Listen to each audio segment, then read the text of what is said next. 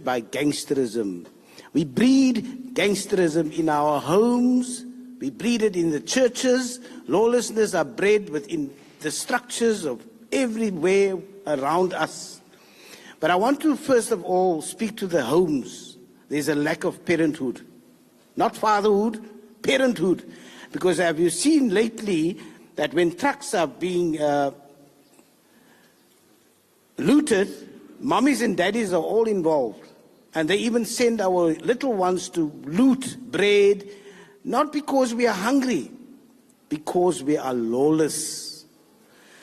My leaders, thank you very much. We wish you well in the government of national unity. Thank you, Minister, for saying yes, Deputy Ministers for saying yes, and to Ian Cameron, welcome to the fold. As chairperson, we will bombard you with many, many duties that you need to perform in the trenches, not in the Eiffel Towers, but in the trenches.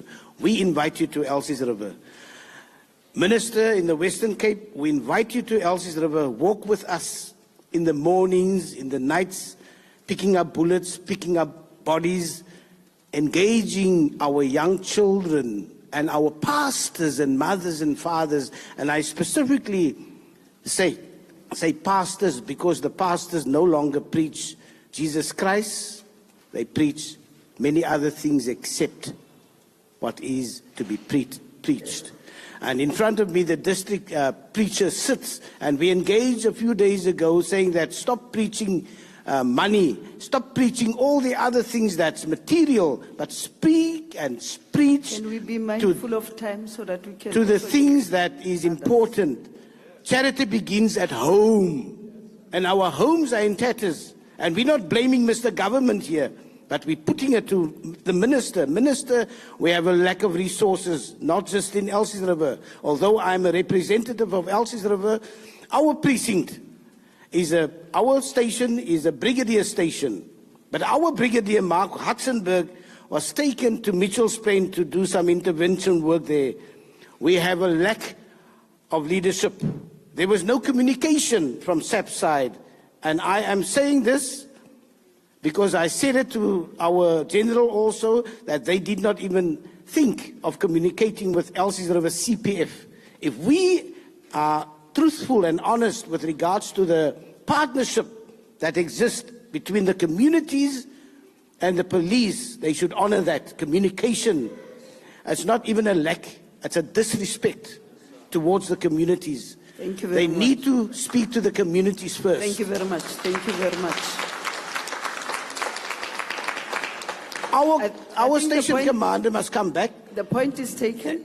Please Thank take you very that. much. Let's give it to the next one so that Our another round you can come back. Permit me also to say that our commander, our inspector commander, was also taken away from us, sent to Khayelitsha. And we are not saying here Khayelitsha deserves, or Elsie's River deserves only, but at least the communication to the community policing forum. There's a disrespect. There is absolutely no communication. And I take exception to that because I'm a representative of the community on the community policing forums. We are under-resourced. In our precinct, we don't get any resources unless we fight for those resources. And I put it to everybody here, not to rape our conscience, but to speak brazenly and bluntly about what is currently happening in the province and in the city. Thank you very much. Thank you. No, the one with the white head. Can I assure you that we know what CPF is? Ironically, myself and the wife of Deputy Minister Matali are members of this CPF where we come from. So we really understand what you're talking about. The white head, the one with the white. Oh. Good morning, Deputy Minister. My name is Marlon Solomons. I'm the chairperson of Massa CPF. My question to the dignitaries sitting here is, Massa is one of the oldest precincts in the Western Cape, but we are understaffed for more than 15 to 20 years now already. We've been fighting with ministers and with the provincial board to get our staff members. At the moment, our precinct have been increased again. So our borders have been put even bigger out. We sit with, in Makassar, we sit with a national entity. The NEL is in the middle of Makassar's precinct. But the NEL is serviced by Somerset West. So we are understaffed, and how can you expect of 7 people on a shift to do a precinct as big as Makassar? We sit with problems that on a weekend like today, 3 members book off sick. You sit with 4 members that must do the whole precinct. We asked for the last 20 years for manpower to be sent to Makassar, but every time the people don't acknowledge anything from Makassar. So if we can get even the national entity, the NEL, to be under Makassar's jurisdiction, that is the soonest we will get manpower into Makassar. Because Makassar is becoming a dumping ground for bodies and for criminal activities from out the Cape Flats. People is killed everywhere else, and the bodies been dumped in Makassar. You will see it every week in the news, how many bodies get dumped in Makassar. But whenever we speak about it, it just gets shoved under the carpet. We are, at this point, we had enough of that. And we want you to engage and give us manpower so that we can prevent crime in our area as good as we would like it to be. Okay. Point taken.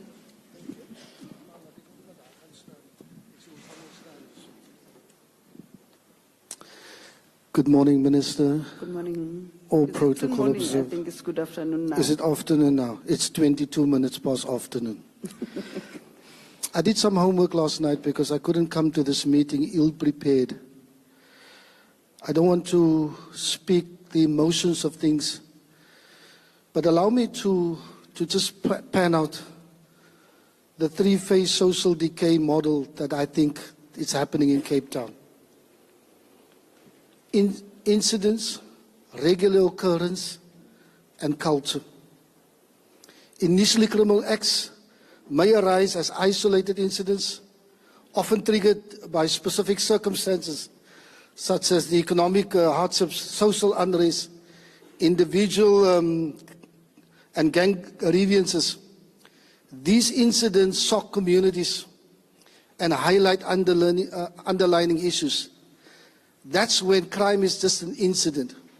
But when crime becomes a regular occurrence over time, certain types of crime become more frequent as social and economic and political conditions persist.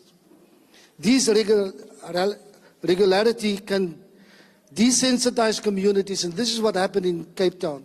Communities are desensitized, normalizing criminal behavior and leading to a sense of helplessness among residents. As crime becomes more prevalent, it can create a cycle where marginalized individuals and groups may see crime as a viable means of survival and expression. We are past that point. We are at the point where crime has become culture. Eventually, criminal behavior can become embedded in the culture of our society and has embedded itself in our culture. This shift manifested through changes in social norms, increasing acceptance of illegal activities, and a breakdown in the social contract. What happened yesterday in Hanover Park is a breakdown of the social contract. As crime becomes intertwined with cultural identity, it may influence everything from art to music to the political agenda and law enforcement practices, further perpetuating cycles of decay and leading to systemic issues that are difficult to address. As we wrap up. What is the problem in Cape Town? We need to study South America to understand how gangs have taken over communities. We are at the horizon where that is going to happen in Cape Town. Gangs are taking over the responsibility of the state. To protect us is the responsibility of the state. to provide services is the responsibility of the state. In the absence of those services and those protections, there's no vacuum. Gangs full, and we can go study El Salvador, we can go study South Argentina. Gangs have become the state operatives within that, in the absence of the state. We need a comprehensive approach to service delivery. It seems as if the police force wants sometimes to be social workers.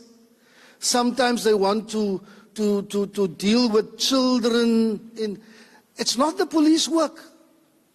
It's the absence of all state entities within our communities that cause the decay. Finally, I want to say, As you wrap up, also saying your name and the organization or who you represent. my name is Reverend Graham Siebrits. I'm the District Spiritual Crime Prevention Chair. Thank you. Both in El Salvador and in Argentina, gangs take over communities by exploiting vulnerabilities, offering protection, and creating a pseudo-economy where illegal activities become primary means of survival. We are already there. I'm not a doom prophet. I'm just stating the facts.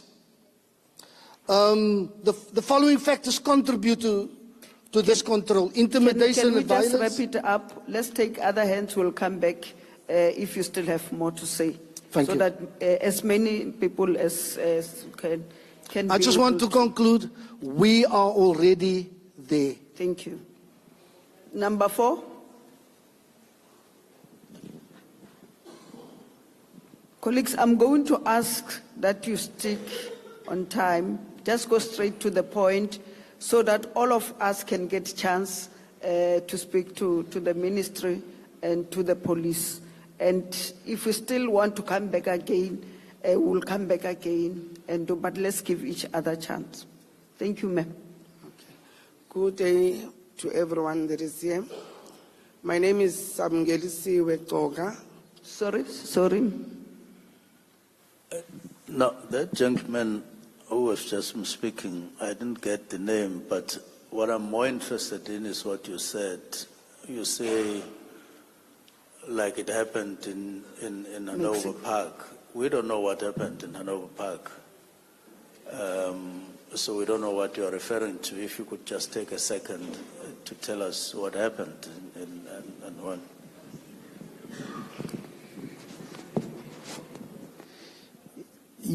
Yesterday, there was some shooting in Hanover Park. Please help me if I'm not telling the story correctly. And law enforcement was under siege by the community. They stoned some law enforcement officers, and the community took technically law in their own hands. It was not SAPS, I think it was the city law enforcement, Metro Police. The LEAP officers was under attack by the community. Pushing them out of the community. I think a gentleman was shot. Okay.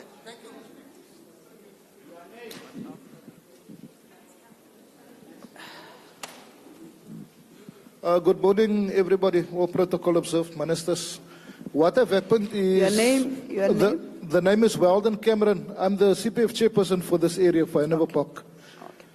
Yesterday in the morning, the LEAP officers were on patrol. And then they noted a suspect running with a firearm. They gave chase.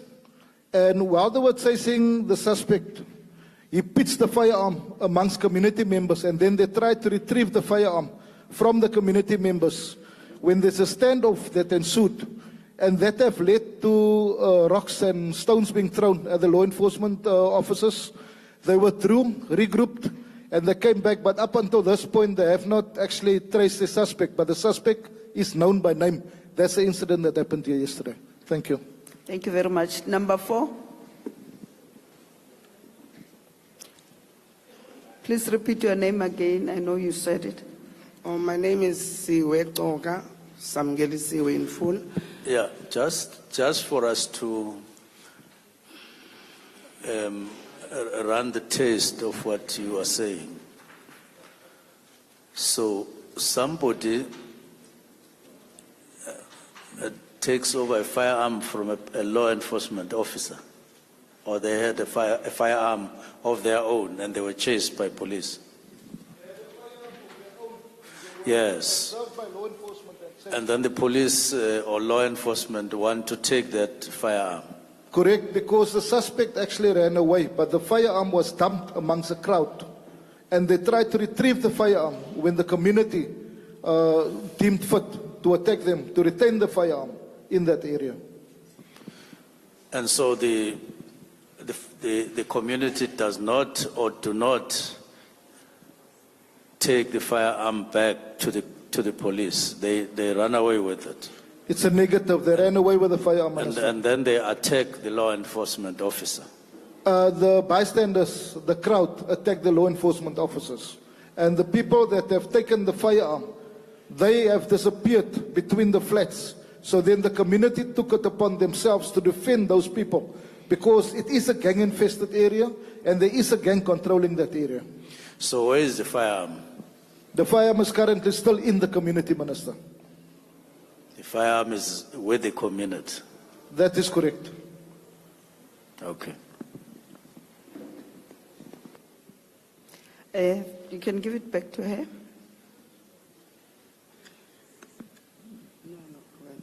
My name is Wtness.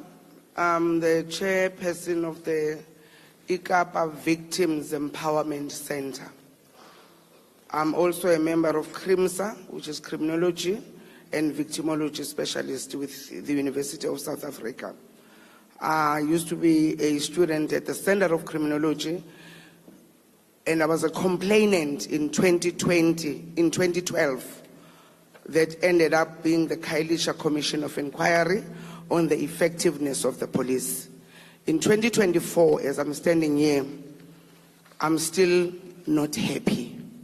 But this is what I want to share, and I want to advocate for. Policing in South Africa is very complex.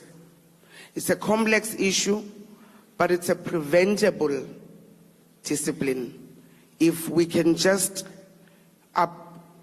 adopt the whole of society approach. I'm from the Whole of Society Foundation.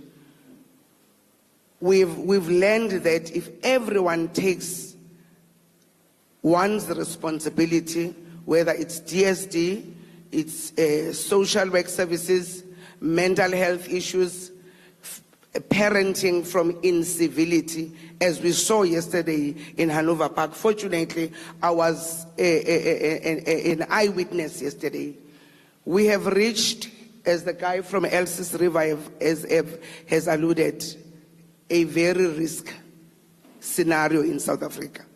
And unfortunately, both our seashores and our land shores and our homes have become haven of organized crime, from cocaine being distributed for our children, and our young boys, unfortunately, are at the center. But what I want to be thankful of, when I heard the priorities of Mcingwane, he mentioned that we need to go back. We had an National Crime Prevention Strategy of 1996 that would have been at the center of our problems if it was adopted. Unfortunately, a combat strategy was prioritized. Maybe in 2024, Mcingwane, it's time that we go back to that strategy, because that strategy places each and every role player at the center of creating safety nets. Multi-stakeholder engagement. Criminal governance is a complex issue. It starts from our homes, like the gentleman from Elsis River alluded. When we lose social control over our children, the state can do nothing. I want us to take a lesson in the last 30 years. Safety will not come from the police alone. And I think it's high time, whether you are a minister, whether you are a commissioner, to be honest of what each stakeholder can do. Because this panacea of making government to appear as if they can solve our problems is a fallacy. We are in 30 years, but my democracy did not give me the liberal dividends. I think I want to employ the community of Hanover Park. Within our communities, we are our own animals. We are our own enemies. We are also crime entrepreneurs. We are also in our own families. We have crime instigators. Until as communities, guys, really, we can expect these men in blue to perform miracles. They won't be, because it starts with me, with my son that can't even respect me. But the issue of resources, you know, I'm going to be very short now. Victim empowerment in this country has been placed in the hands of dogs. And dogs cannot really take it through. But I think if we can then collaborate and form genuine, forward or futuristic partnerships. We as community organizations, we don't want money from the state, but we want the state now to consider a possibility of a plural policing strategy which involves us as community members. Thank you. Thank you very much. Number 5. Number 5 with the blue, yeah. No, she's number 5. I protect women. It's natural. Thank you. Good afternoon, members. I'm Heidi Goodman. I'm from the Muizenberg Community Police Forum. I want to paint a picture of what our station looks like. It is a 3-story, very old heritage building. Every floor is flooded. Even today, it is flooded. It is cold. The windows are broken. The rain comes in. The police officers are ill. The people in the holding cells are living with their feet in water. It cannot continue like this. We have brought this to provincial, to national leadership's attention for so long, and nothing is happening. The fence around the police station is non-existent. It has been falling down bit by bit over the 10 years that I've been working with our SAPS officers. The police station at the back, thanks to the City of Cape Town not being able to get rid of the vagrants living behind it, there are gangsters surrounding the police station. The police female officers who work at night are petrified. They've got no lights outside on the building. Often inside doesn't work because of the damp, the rain, just the general old conditions of the police station. The switchboard doesn't work, maybe 20% of the time, so the community can't call directly. And then you're asking these officers to perform a service for our community. We have got greatest respect for the officers working at Muizenberg SAPS, but it cannot continue like this. They are demoralized. They are cold. They are shivering in their shoes. They are wet the whole time. And then just my final comment. Yesterday, Massa was saying they can get 7 people on a shift. We are lucky if we get in the evenings 4 people on a shift. Yesterday we had 1 roadworthy SAPS vehicle to police the whole Muizenberg policing precinct.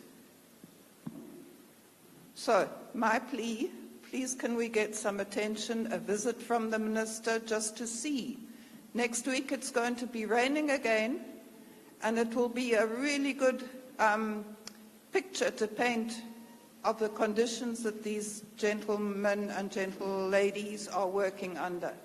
Thank you. Thank you very much, ma'am. Let me take new hands. Let me start at the back this sorry, time. Deputy Minister. Okay. Now, Whose police station is this among the station commanders here that they are talking about? Can you describe this police station from your perspective now?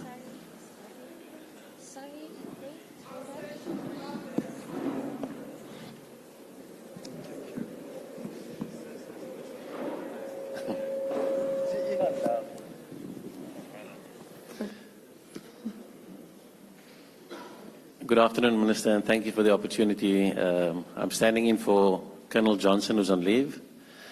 Yes, we have a little bit of challenges there at the police station with leakage, which is being addressed with the assistance of our CPF and our commander at the police station. So it's an ongoing situation that has been addressed. So there is areas at the police station that is leaking quite a bit of water. And as our CPF person has been saying that the guys are a little bit negative sometimes. So that is the problem that we have. Thank you. Minister, you want to follow I up? take time to understand and to hear. I don't hear what you're saying. I thought you were standing up as a station commander or his substitute to describe the police station. What you seem to be saying is different from what you're saying. No, Minister, it is an old building. Yeah, you are beginning on the right track now. It is an old building. Yeah, go on along those lines. Then Yeah. go on. So there is lots of wear and tear, and like I said earlier, the place is leaking, especially with around the staircase area. There is quite a bit of leak, and the place, mostly when like the rain that we've had the last few days, it gets the place to be flooded.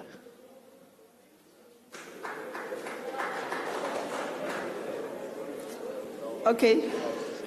Minister, are you satisfied? Okay. Let me start at the back. Tate, yeah. Yes, number 1. Yeah, you can sit down. Let me recognize 5. 2. Yeah, 2. 3. 4. 5 red. In that order. No, let me just finish with in the order. Thank you. You can sit down, ma'am. Ma'am, you can sit down. I'm coming. I started at the front, back, and then I'm coming nicely. Okay. Good afternoon, everyone, Minister and all the officers. My name is Reverend Dr. Llewellyn McMaster. I'm saying that so that my brother from Elsies also must hear that it's not all pastors that preach money. I was the very first CPF chairperson in Bishop Lavers when it all began.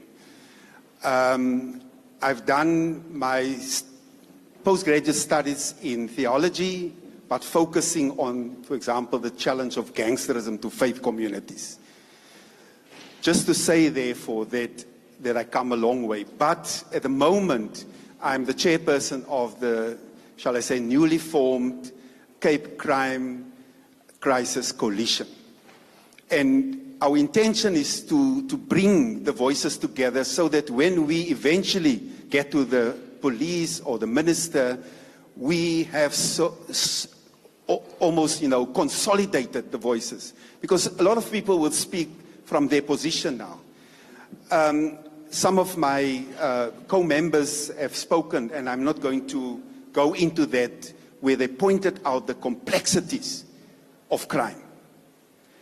And so the minister is going to set himself up for failure, I think, if his mindset will be just to be a good police minister in my silo.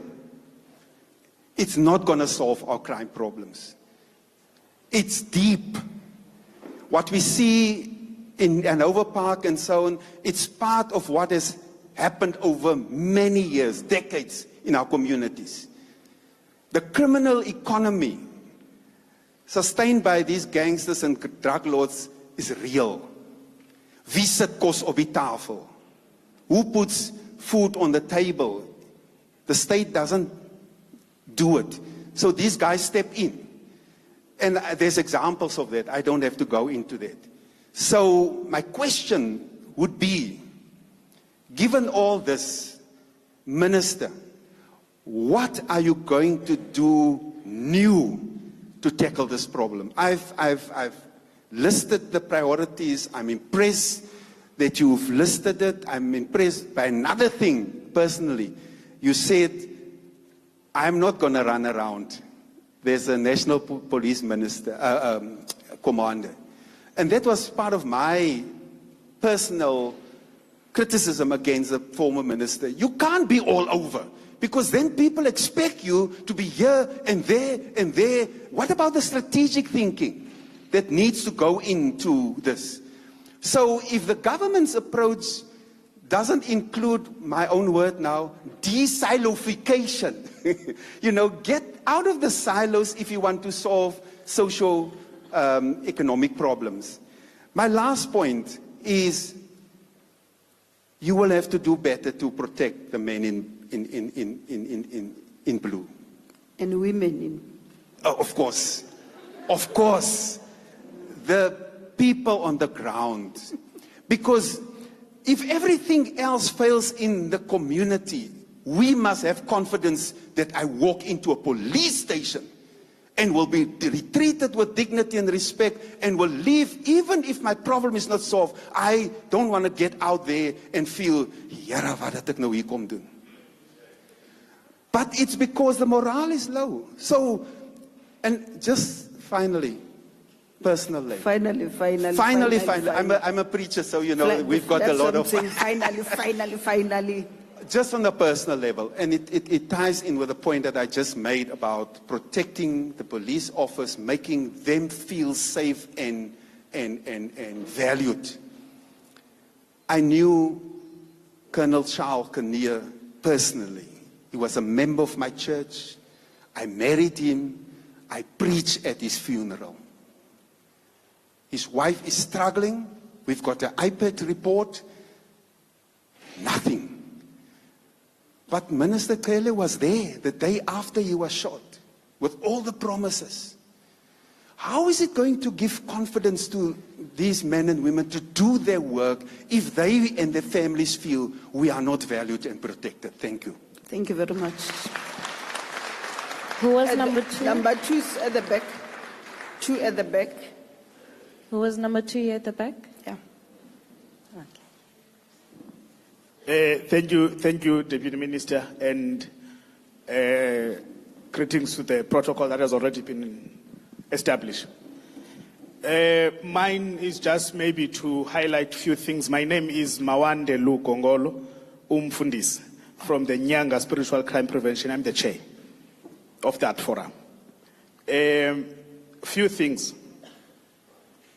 One, amongst the listed challenges that were listed as part of the findings during the previous imbizos, the issue of Brown's Farm Satellite Police Station was not mentioned on that list. That was mentioned by the Provincial Commissioner.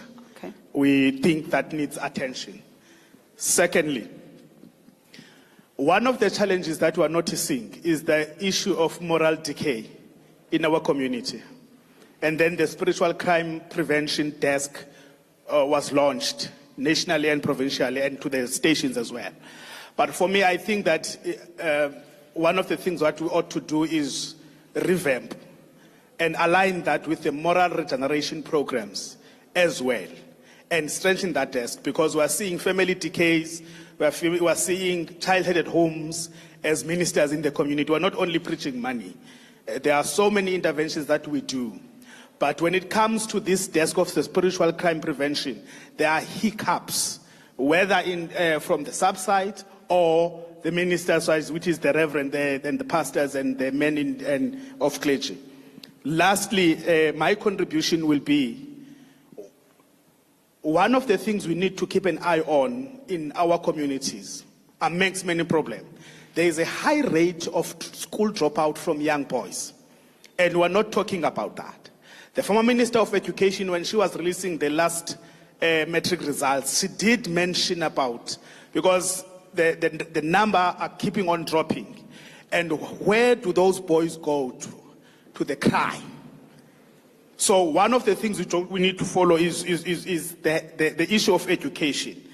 And we cannot give up on a boy child, because our challenges are from that. Ogokgqibela, program director, is that we need to be intentional about engaging men, not as perpetrators now. Most of the time when we engage men as. We need to engage men so that we deal with the issues, whether psychologically, financially, however. Lastly, now this is the question. Another last. We have been given strategies for so many times, and we have read documents. What are the short-term interventions that the minister and the entourage is promising us as we live here in terms of fighting crime? Thank you very much. Thank you very much. The third one.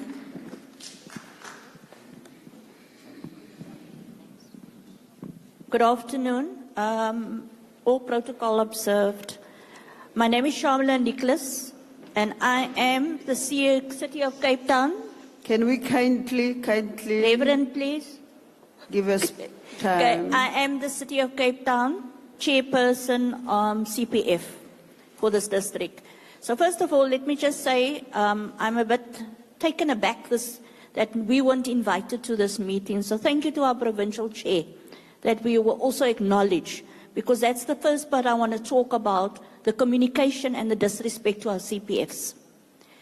I also want to speak about, I'm going to talk about two things. I'm not going to take it long. But first of all, I want to speak about us and our partners. Okay? First of all, we know the crime is an uptick on women and children in this. And I'm not going to say Cape Flats. It's the Cape. It's the Western Cape.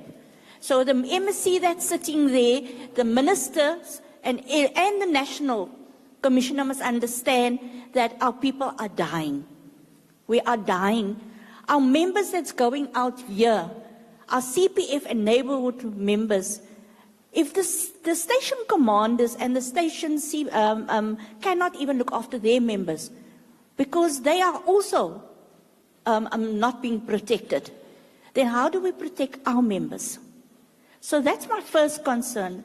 I secondly want to just go to an infrastructure. We talk about the infrastructures now. There's a lot of units, and we always hear about there's the different units, the AG units, this unit, that unit. Okay, I want you to go back to your interim regulations, where it stipulates that we should be informed if we want to find out what is it that they have done in our areas. We don't get that communication. Secondly, the station commanders here, whether they spoke up this morning, I don't know.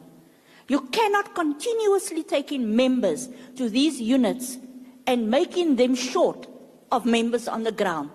We need visibility in our stations. There is nothing.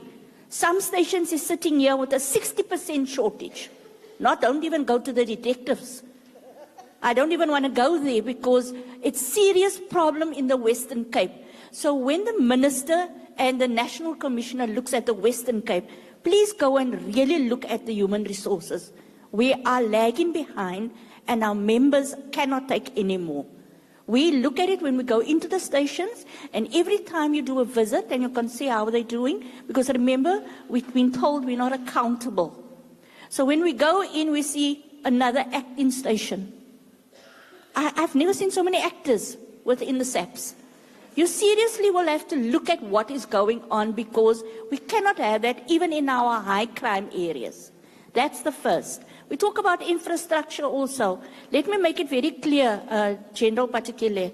Kleinvlei is not klein like small. Kleinvlei needs a bulldozer to be thrown over. Those members shouldn't be operating like that. It is bad. As for Minister, if you want to know about Muizenberg, I can give you footage. I've sent it to Provincial Chair without an acknowledgement. I sent it to our District Commission. He referred it to the Station Commander. Our members, one member here, our CIB member fell in that station. I'm still sending you that report. So yes, your stations, before you look at making it bigger or better or more stations, go back to the stations that need the infrastructure to be looked at. We have a serious concern on the ground. Thank you. Thank you so much. Thank you. Next door. Number 4 next door. Yeah. Yes. You are number 5, sir. With the red jacket, you are 5. Good afternoon, Minister. All protocol observed. My name is Justin. I'm the ex-Cape Town Cluster Chair, part of the Provincial Board. Minister, I think the first thing that we need to look at is 100% resources and the way resources are allocated. We are allocating our resources according to crime, and I completely understand that, but we are in a robbing Peter to pay Paul situation, because we're taking from other stations in order to boost the stations with the high crime levels. But give it a couple years' time, those stations that we took the resources from are going to be in that top 10 and that top 30, and we're going to have to go back. So we really need to look at the way we are resourcing it, because we're also demoralizing our other stations. We have a lot of good station commanders, a lot of good members within the force. For every 100 good members, there's probably 1 bad. But we also need to make sure that those bad members are being dealt with, because when they're not, we are demoralizing our good members. We are putting them in the situation where they don't care anymore because nothing happens and nothing is going to happen.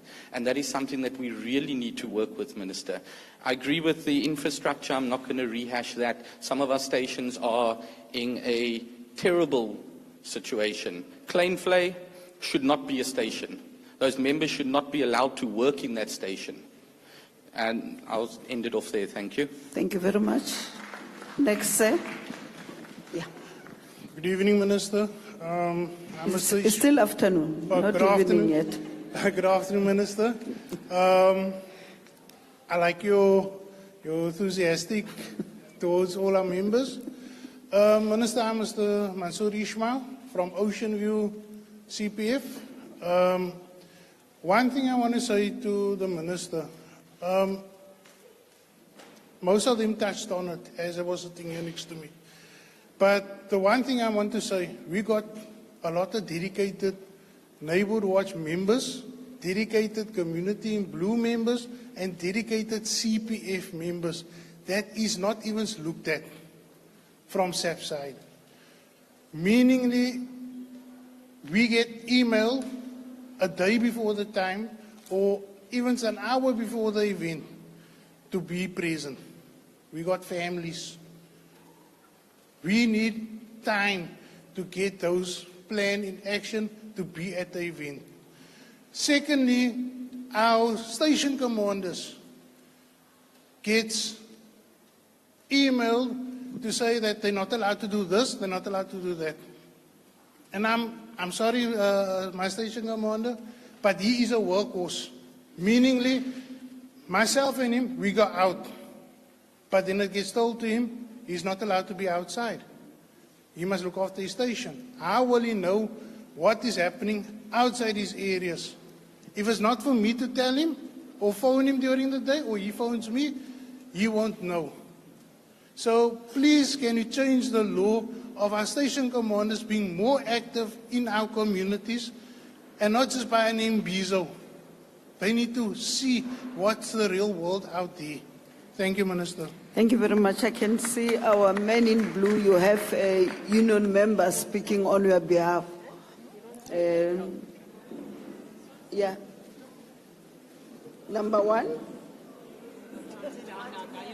No, you sit down after I recognize you. 1, 2.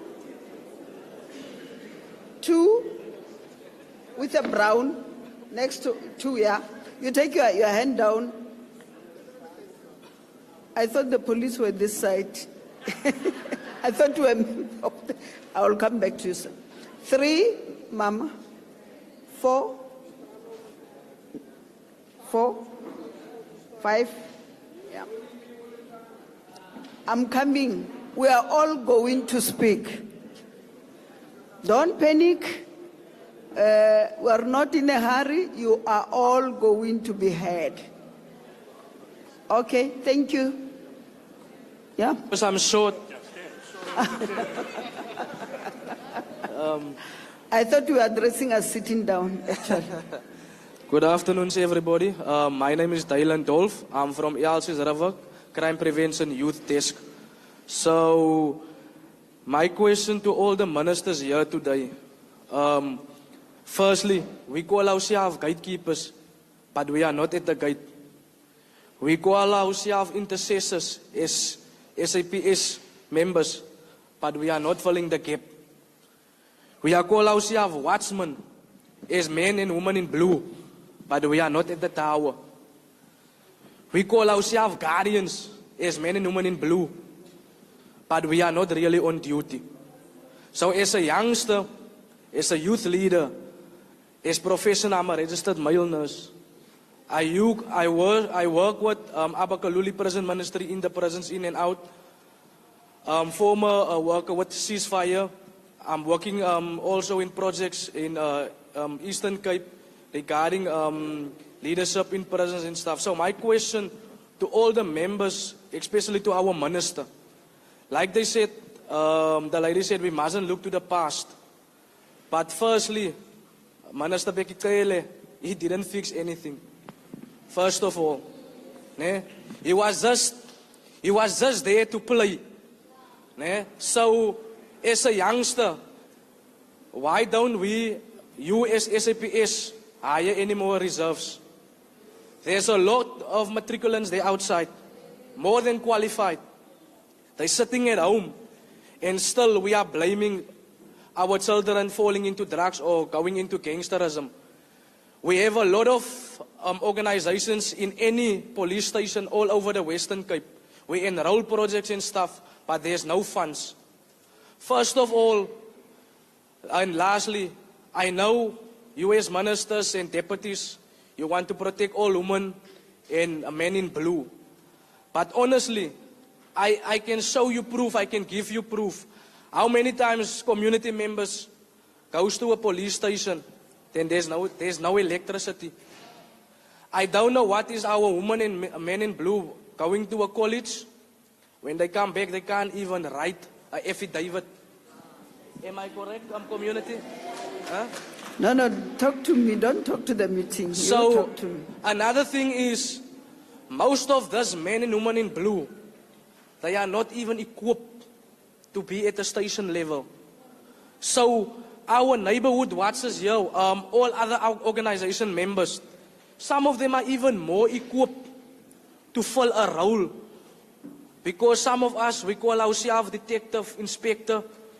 You are labeled by your rank, but you are not doing your work. I'm gonna finish off with this as a youth leader. 3 weeks ago, where I'm staying in ELC's, one of the shops was attacked there. They gun pointed 2 Somalians. They stabbed one in the neck. They stabbed the other guy 3 times in his ribs. They called the police. They called the ambulance. We was waiting. The call was pending from the ELC's police station. Like Chief said here, we have a lack of resources there. 2 police officers came out. 2 newly constables. I mean, fresh from college. I asked them to assist with this matter there. The 2 guys fled the scene. They said, no, we're coming back now. They never came. As a registered nurse, I was there, stabilized that guy. His vein was already outside by his neck. We organized private transport to take that person to hospital. So, Mr. Minister, please, man, those women and men in blue, don't let them eat just money or go to the bank every month and withdraw. Let them work. Because don't talk, walk the talk. Thank you. The next, yeah. Greetings all, my name is Vernon Fortune. I'm from Mitchell's Plain. And my greatest concern is our young men that are dying daily like flies. I want to just make you aware of the reality. The many things that has been mentioned here today is only the symptoms. One of the things that makes my heart beat is the fact that we need the government, not the police, to fix the system that causes our children to drop out of school. to fix the system that causes our children to become gangsters. There's no work. What must they do? I would like to mention this. I live in Mitchells Plain 30 years. I have a drug dealer that is trading from the same address for 30 years, 24/7. I've made it a point that in every opportunity I get, when the police minister is there, the station commander, or whatever meeting there is, I want to raise that point. And if I come back here in 6 months' time again and the minister is here again and nothing is happening, I will repeat that thing again. There's two big things that we need to sort out in Mitchells Plain. Number one is partnership, police, CPF, neighborhood watch. And the most important thing is that there is trust between the community and the South African Police Services. Thank you. Thank you very much. The third one. The third, yeah, you were third. Yeah, And just then fourth, fifth. Deputy Minister, sorry, Deputy Minister. Oh. Just for me to hear, sorry, you are saying, if I heard you well, you as a person have known somebody for last 30 years who's dealing with drugs. Just repeat that. Just repeat that, sir. Yeah, no, you don't have to repeat. I just want confirmation, if that is what you were saying. That there is a house that is dealing drugs for 30 years. And nothing has happened? Nothing has happened. Okay.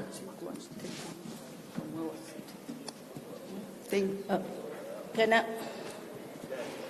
Minister. Molweni. Just hold on. Hold on, ma'am. Minister, are you okay? Okay. Go on, ma'am. Oh. My name is Zuki Mdingi from Khayelitsha SAPS. So far with SAPS, we're working very well. And also to assist the issue of the crime in Khayelitsha, we patrol as a community in blue. As we have those 6 sectors in Khayelitsha, another week we are going to another sector every Fridays, another 6 to go to another sector. Even, I don't know where is around here, our General Britain, he normally used to even to join us how to fight crime in our Mbizos in Khayelitsha. And another thing, what I want to say, in the police, we understand we are human beings. To fight the crime in the proper way, let's leave to play soccer. I don't want to make it, put it, I'll say, people will say that I'm rude. Soccer, you cannot be a colonel or general, then you play games with neighborhood watch, which is your dignity is going to be down. That must be strictly go down. It mustn't happen in our crimes, in our crimes points. And another thing, sir. I'm not getting you clear. What are you saying? Say it straight, because we will go out here thinking you're playing soccer. They must not open the legs. Oh, okay. To the seniors officials. Okay. Because it's where the crime that is gonna be rotten. It's not gonna work right. They are listening. Yeah, to get me now, Cecile.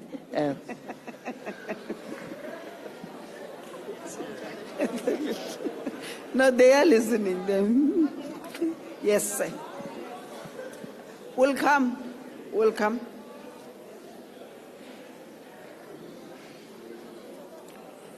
Good afternoon, everybody, Minister, the rest of the dignitaries and officials. My name is Weldon Cameron. I'm the Deputy Chairperson here for Philippi CPF, which also coincidentally covers Hanover Park. I'm not standing here to speak out against SAPS for one reason. I come from a controversial CPF where I've been persecuted for something like 18 years that I served in the structure. And my CPF have been dissolved about 6 or 7 times.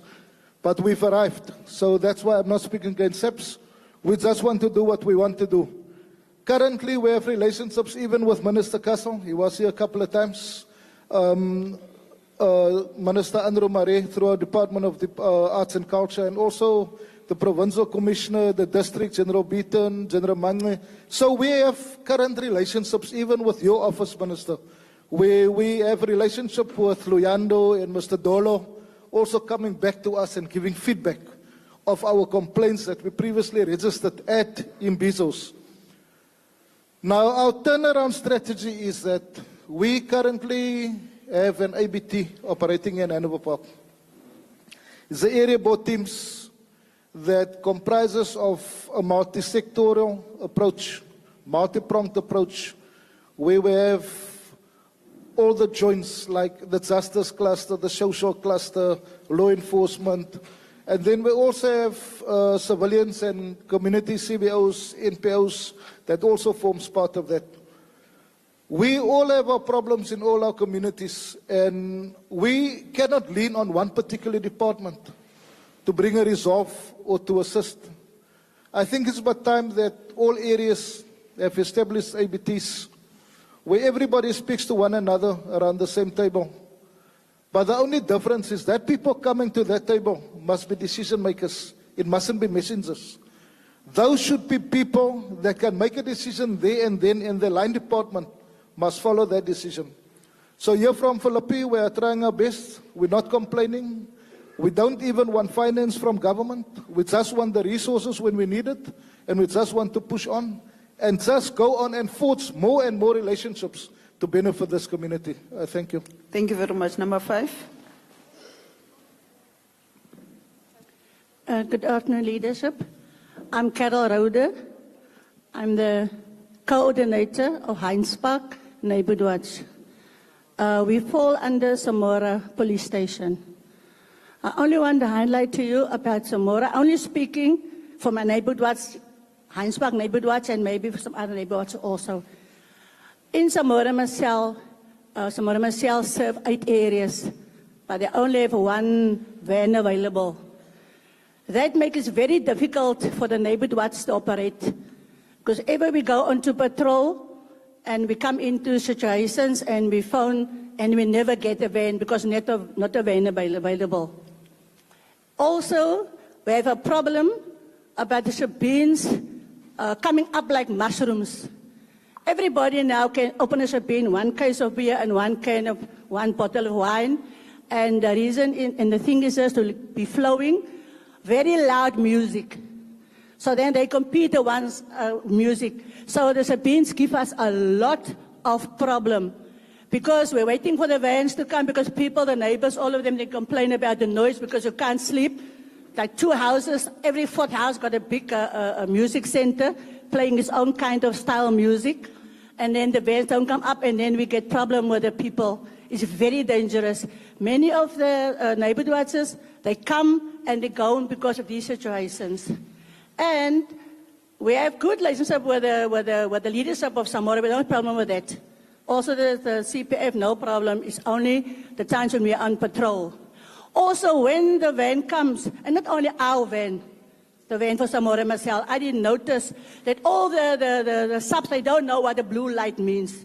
They don't know about blue light patrols, because they come in quick, chip, and there they're out. That's also a concern for us, because I know when it's blue light patrol, then everybody knows it's patrolling van, and even the children, they see that and like that, but the police, they don't know about that.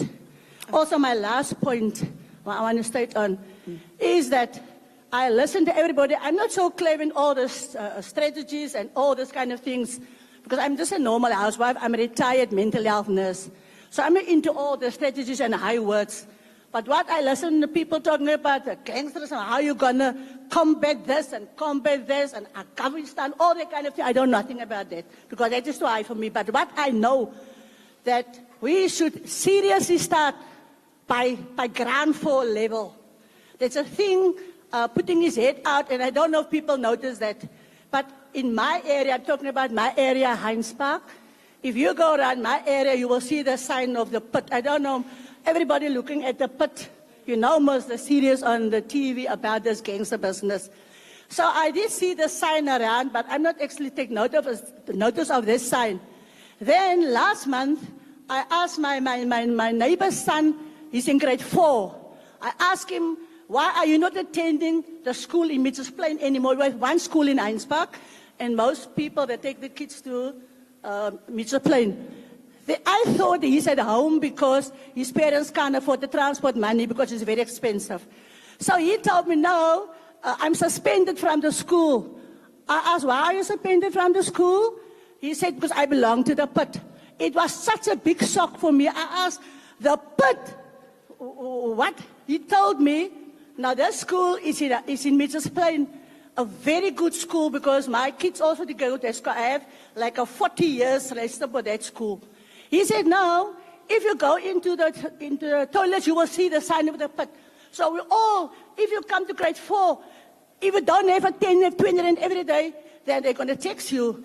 And then you might join them. I asked, what? Because I also watching the pit, but not like that. Then I call my grandchild. My grandchild is in grade 2. I call my grandchild. I said, come here. Tell my Oma about this pit business. My grandchild knows the whole Chamat and Kuchavali. My child knows everything. So I also see in my community, there's a lot of these signs coming up. So we all are looking at the gangsterism with the guns and the drugs and all these kind of things. But we are closing now. We don't know from grassroots, grade R level, already the kids, they start knowing about drugs things. Can we wrap up and give others a chance? Colleagues, I'm going to ask you to please go straight to the point so that we can have everybody speaking. So if we take time and explain, we would not have time. Then we come to the police side. These are members of our SAPS. First one. Second one. Is the member of the police again? Who's this side? The third one.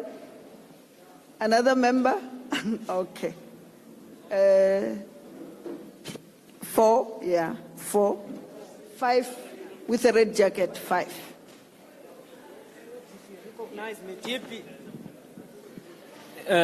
Good afternoon to everybody, Honorable Minister Mchunu, your DPs and everybody, protocol reserved or observed. I'm Vano Makula. I'm from Mfuleni side. I'm the chairperson of Kubegani Neighborhood Watch in Mfuleni Police Station, and Mfuleni Police Station.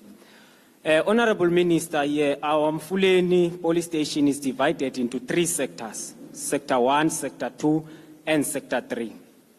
Mfuleni Police Station. Now, given the fact that we were complaining of that police station is still in Blue Downs, is not in our area.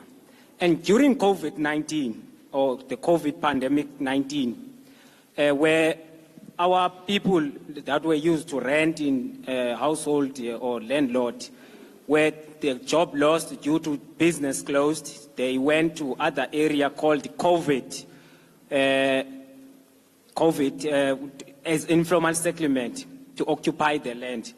Now, our area is becoming now more, the crime rate was up, and if I'm not mistaken, our Mfuleni police station was rating, I think, number 2 or one of the top 5 in the Western Cape.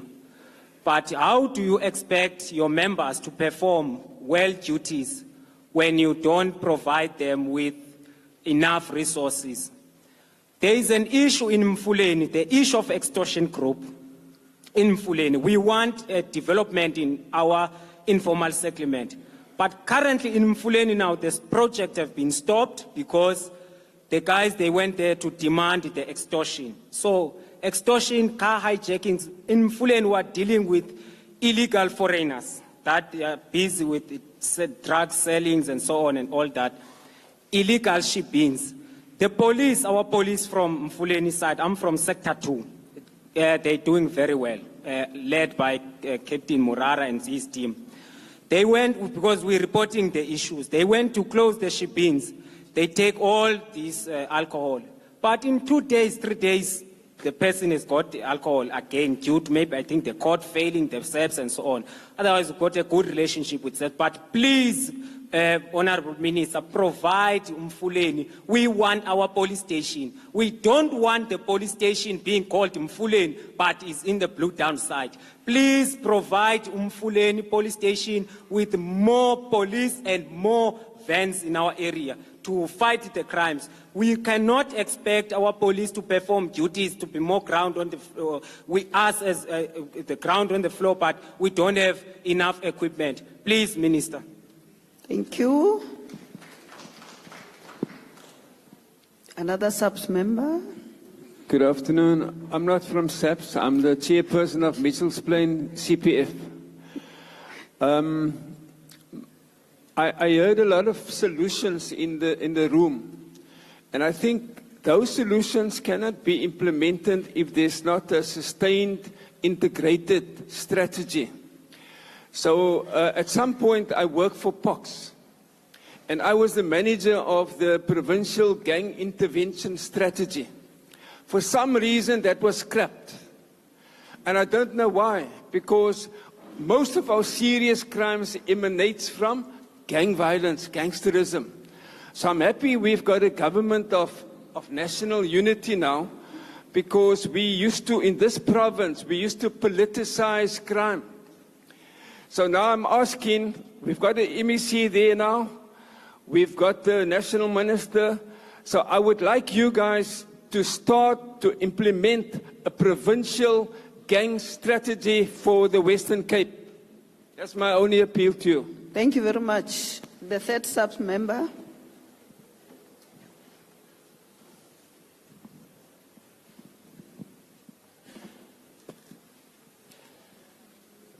Good afternoon, Minister.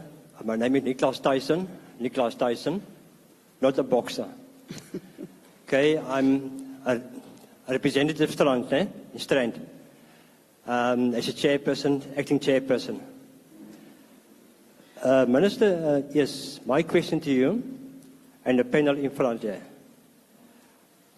We are very concerned as citizens also of this country, and especially in the Western Cape also, about the reserve system and the policies. If you can look into it, you had mentioned also in your speech also that more boats need to be on the ground, and I think also so that is also time to look into the reserve system also, and they will also fill in the gaps with the communities also. The second question also is in Strand is a gang station also there, and I witness each and every day how the gangs operated also. SAPS, our own members, they can't even come in areas like in Hanover Park, in Casablanca, because these guys are shooting on the police, men, women in blue. So my outcry is that, so that if you can look into it, to more human resources, there is enough vehicles, and we as a CPF also working hand in hand with the station commander to better the working relationship also. And we had a very good understanding and working relationship with Strand. My last question is that there was also over 20 years,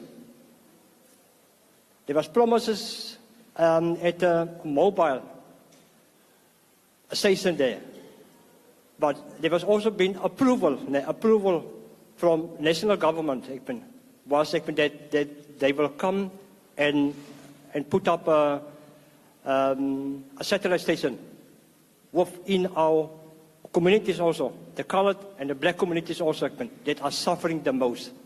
So if you can look into it, so it's over 20 years now, and we're still waiting, and the gangs are operating as we should do.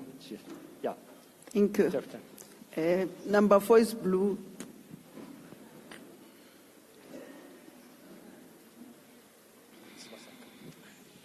Thank you. Good afternoon. Thanks, Minister. Just your name, please. Yeah, few things. I think my colleagues has already raised the issues. Your name. Oh, my name is Michael Bangani. I am the chairperson of Nyanga CPF. Okay. I stay in Brown's Farm, where there's bullets, guns every night, where there is murder every night. So I want to talk a little bit on the questions that have been raised. One of them is the elephant in the room, which some people do not raise, but one colleague has raised it, the question of extortion. That we live on that crime. And I want the minister to take note that extortion is a problem, car hijacking is the problem, murders is the problem in our area where we work. But also, I want also the minister to tackle the question of maintenance of police vans. It takes a long time for a van to be repaired. So that question, I think it needs to be addressed so that we find a better way of repairing the police vans, because they can stand in a police yard for some time, take it to the repairs, it doesn't come back. So that also should be taken care of.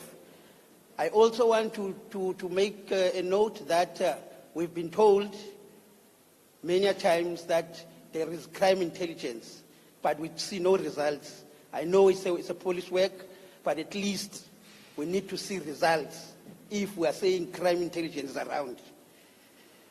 I also want to indicate that the people that are here, the men in blue that are here, these are seniors. They know what they do. But please, can we go down to the juniors in the police station and train them or teach them some police ethics so that they know how to deal with community members when they come to the police station? Because sometimes I would go, because I know those juniors that are in the police station, they might not know me. I would go to the police station where I work and sit there and look at them and watch them as they treat the community members. And it's a sad situation. So please, if you can't teach them, please take them to workshop or train them to do better with our communities. Lastly, can we then stop to be reactionaries? Can we please be proactive? Because when things happen, police are there. But when you advise police to say this is going to happen, police would not go there. So can we change the strategies and be proactive than reactive? Thank you. Thank you very much. Number 5, the red jacket. The red jacket, number 5.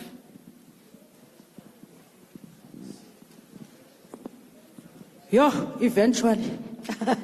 I could see. Good afternoon, everybody. Afternoon. Yes, you're speaking to the one who's standing now. I'm Pastor Zandile Mbeki. I am the chairperson of the Spiritual Crime Prevention of Lingeletu. I am the chairperson also of the Neighborhood Watch in my area. Even before the Spiritual Crime Prevention was implemented, I was already on the ground fighting crime. Fortunately, God came up with this Spiritual Crime Prevention. I'm already on the floor. Then I was selected as a chairperson, right? What I want to come now, I want to come to our police station that is Lingeletu. That Spazer shop, my police station, is like a Spazer shop, Minister. The reason why I say it's like a Spazer shop, if you can see the shops that we are buying in our township, that the Somalians are using container. My police station is like a container. There is no resources, no space, nothing there. Last month or 2 months back, I caught off guard General Patekile, if you can remember me, concerning the vans that they are coming every time coming to Western Cape. Every time we go to the Imbizo, every time to come to places like this, we don't get vans. When I hear that there's 167 vans there that day, I didn't have time to take photos. I was looking for the person who we can speak to concerning this. This is a very serious issue in Lingeletu. Why I'm saying so? We've got 40 sectors in my area, but what is happening every time we phone, no vans. We sit meeting with the management of Lingeletu, and then they explain everything to us. When we listen, every time there's no fence. That is why we took that opportunity and grabbed General Patekile. There and then I spoke to her. concerning with this problem for that Spazer shop. We don't even have a space and office for the CPF for our meetings there. We've got an open field. Secondly, I want to talk, there is an open field there by us. I'm not far from Lingeletu. That open field, I think I'm 15 years in that area. They said they're going to build a police station. But what is happening here, Makaza just got a police station now behind, just before us. That space was supposed to be invaded, I think 3 years back, by the people for their shacks. We, the people of that area, we stood up and say, no, this is for our police station. We need a police station, not that shack, that Spazer shop. We need a police station that's got a big space. We need vans. General, particularly, I'm coming back again. I'm saying we need vans for our police station. We need resources for our police station. We need also members. There is a lot of staff, a shortage of staff there. Please talk to me. There's a shortage of staff. We need also the staff is short in Lingeletu. I think there is someone who already said or talk about that. There are about 7 members. Some of them becomes off sick and this and this and that, and then we phone at night. Fortunately, I'm in the group of the community. So I see problems there, they're raising problems there. I see there's crime somewhere. One thing I do, they say, I'm phoning in Lingeletu, no one pick up the phone. The only thing I do, I phone my station commander, Vispo commander. They must call their members.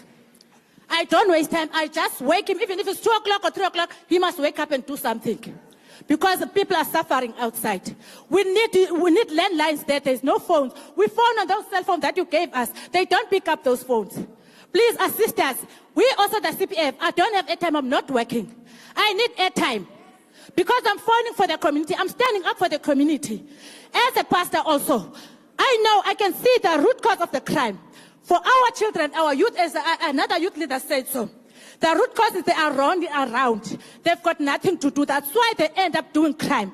They want to do something. You need to have like awarenesses. You need to something for them to do something. If you can't take them as reservists, that the youth will notice that. As pastors, we need to take note. Because when we test them, I'm a spiritual person, eh? Like the other candidate said, I'm gifted like for dealing with some spirits. So if I see, like my neighborhood watch, I don't work with anyone there because they know. I don't work with anyone. You need to know who you work with. From the ground. Yes. As a pastor, I know this one needs to do this. And then you can see what is the cause of the problem. We need to look at the youth. There's the problem lying. We need to uproot the source of crime, not to play. Like they say now, the police are also only getting salaries at the end of the night. We don't get nothing. But I'm outside every night. I'm outside Sunday. I need the youth. We need the youth as pastors. Well, I'm not here just because I'm a pastor. I am a crime fighter. Thank you. Thank you very much, ma'am. And I can see a real crime fighter. One. Sorry. Speaker, I give me a chance? Just raise your hand. I'm coming to you. I said 1. No. Let me get 5 first. 2, 3, 4, 5. 5. Yeah. Number 1. Good afternoon. Afternoon. I think most of the panel there knows me. I'm Vanessa, the deputy for Menenberg. And I always clear this. The police station is Menenberg, it's named Menenberg, but it also serves the community of Heideveld and Tambo Village. So first of all, we just had our head of Wispel, our station commander, that is leaving our police station. So that will leave us with no management. We have, I think it's Colonel Naidu, that is the acting station commander for Menenberg, and he was welcomed by a double murder. So I think you guys are all familiar with the media, and you can see how it's burning in Menenberg. Last night we had a murder in Heideveld. So Minister, I want to tell you what's happening within Menenberg with the understaffed police station there. The gangs that's in Man, wonderful, successful in Bizo, Deputy Minister, just before the elections. And we don't have to stand here and tell you, and Ian, you can also vouch for this. You know the hard work that we are doing in our community. And you heard the plight of the community here today, Minister, that people is fed up. And I want to say this. When your shifts change, guys, we don't go home. We come dark into that police stations and we leave dark. And fortunately for Philippi, they are saying they don't want to ask for funding. We cannot stand here and not ask for help. We need help. So we are sitting with the solutions in the community, Minister. First of all, I want to suggest what should happen is, can we have a meeting with yourself or this panel and just the CPFs so that we can have a closer partnership in telling you guys what our plight is. I want to speak about what's happening within the city of Cape Town and the failure speaking towards us as CPFs. It's all good for this GNU, but it's not working for us because the division is still there. Because CPFs was labeled as national government. Are you guys with me?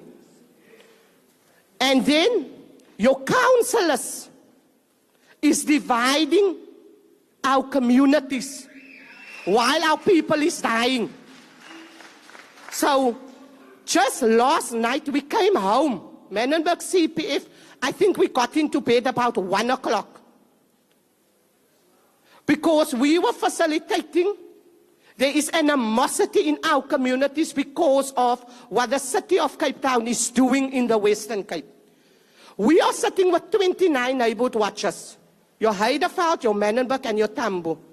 You cannot, it's not normal to give to one neighborhood watch funding. You are dividing our people. If you can't give to the 29, then don't give to no one. But don't come and divide our people more. Minister, we are sitting with solutions here. It's all good and well. We stand here and we want to blame shame. But we need to come up with the solutions. Because why? Our people are dying here on the Cape Flats. And we need help in the Western Cape. We need to go back to the basics.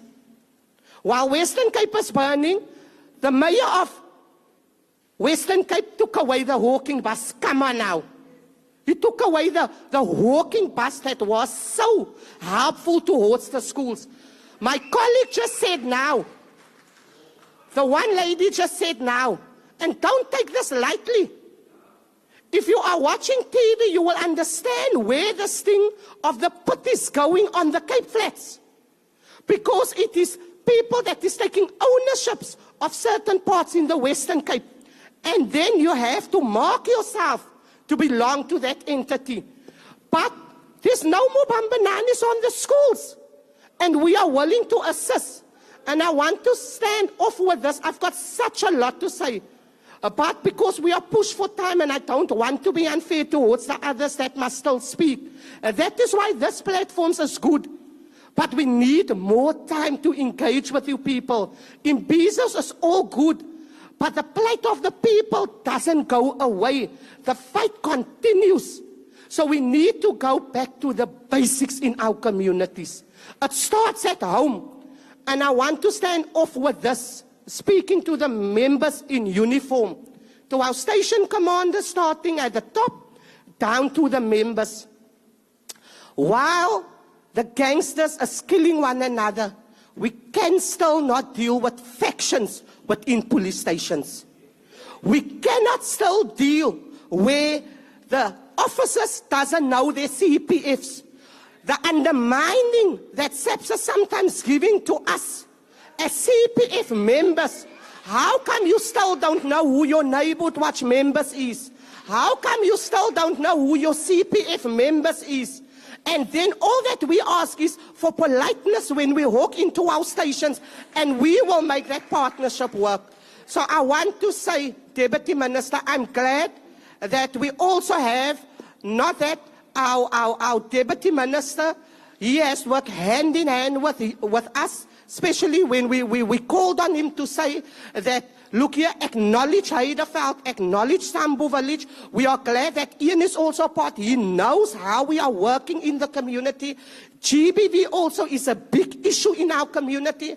I'm also a founder for a beautiful organization called Mothers for Justice. When you guys are sleeping, when the uniform is hanging there on the hanger, we are working with these victims, so we become expert of these things.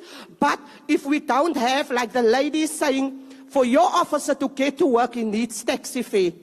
And then how do we get to work? No one is thinking of that. You send out those jackets, that community in blue jackets, that was given to some members. The city is dividing our people by giving half of the people jackets, and the other half has to get wet.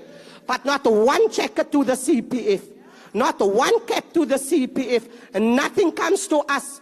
And by the end of the day, we feel that is not human, that what is happening. So please consider, and Minister, I'm asking you, not in 2 months, not in a year. As soon as we know you are busy, you have just taken office, we will not keep you accountable for things that is before your time, but we will keep you accountable starting the second.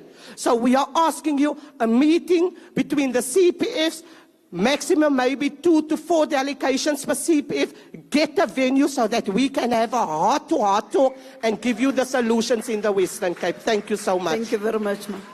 Second one.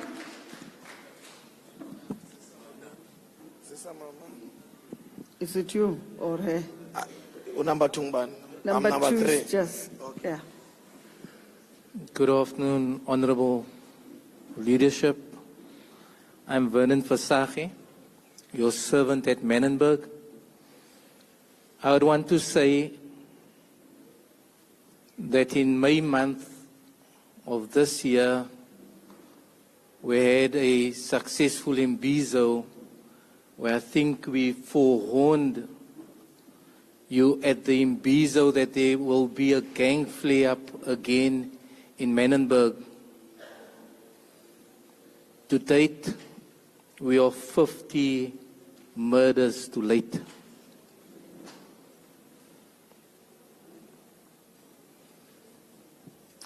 Menenberg have become the hub and the recruitment center of gang bosses being distributed to other parts of the Western Cape.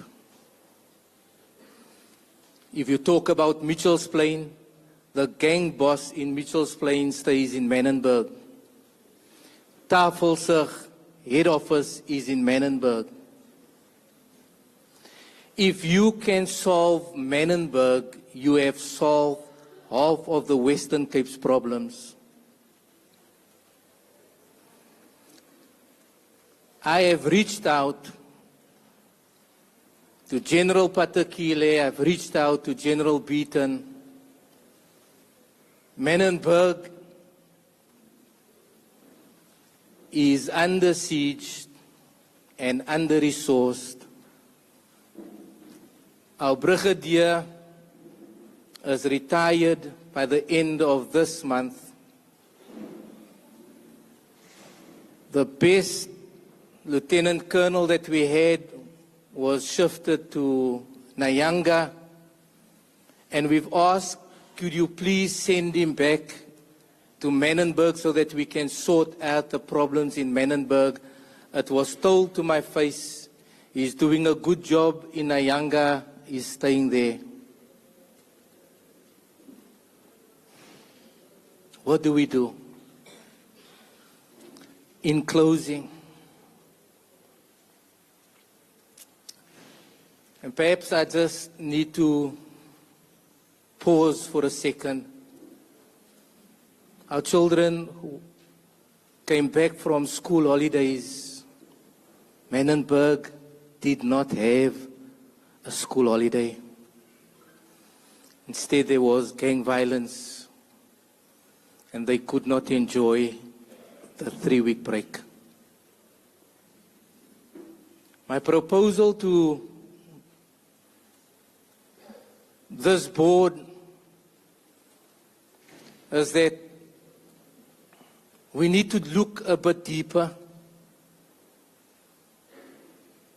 and gain strength and divine intervention from on top. I think for now, let us not blow off hot air. Let us not become just another Imbizo. And we walk out here thinking that we are satisfied with what we have come, they've listened to us. But in the meantime, people are still dying. I then want to appeal to you, because we cannot park this bus in front of SAPS and say, SAPS, take responsibility for the 4 schools that have closed down in Menenberg. They've promised us that they are going to rebuild those schools, and they've never done so. We cannot park that bus in front of you.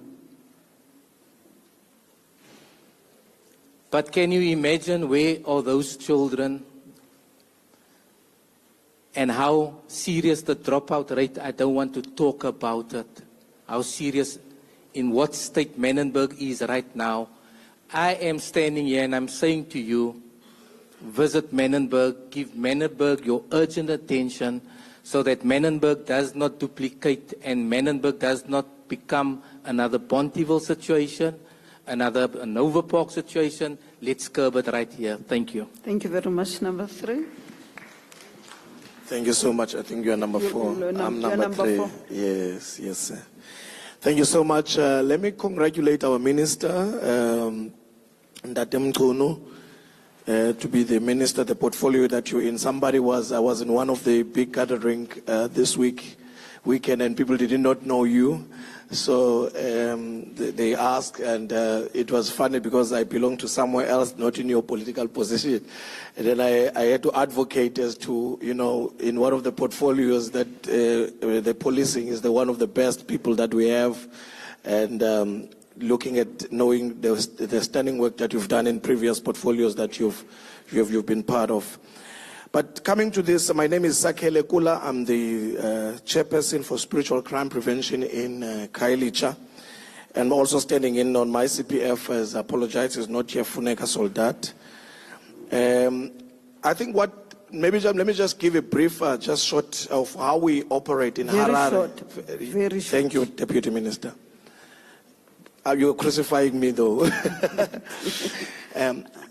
I think the most important thing is that there's a convening of meeting with the station commander, with your CPF, with your spiritual crime prevention, for briefing first and foremost, reports. That is what we do in Harare, so that we understand each other, But the problems that we are meeting, Minister, is that one, the police are very scared of criminals.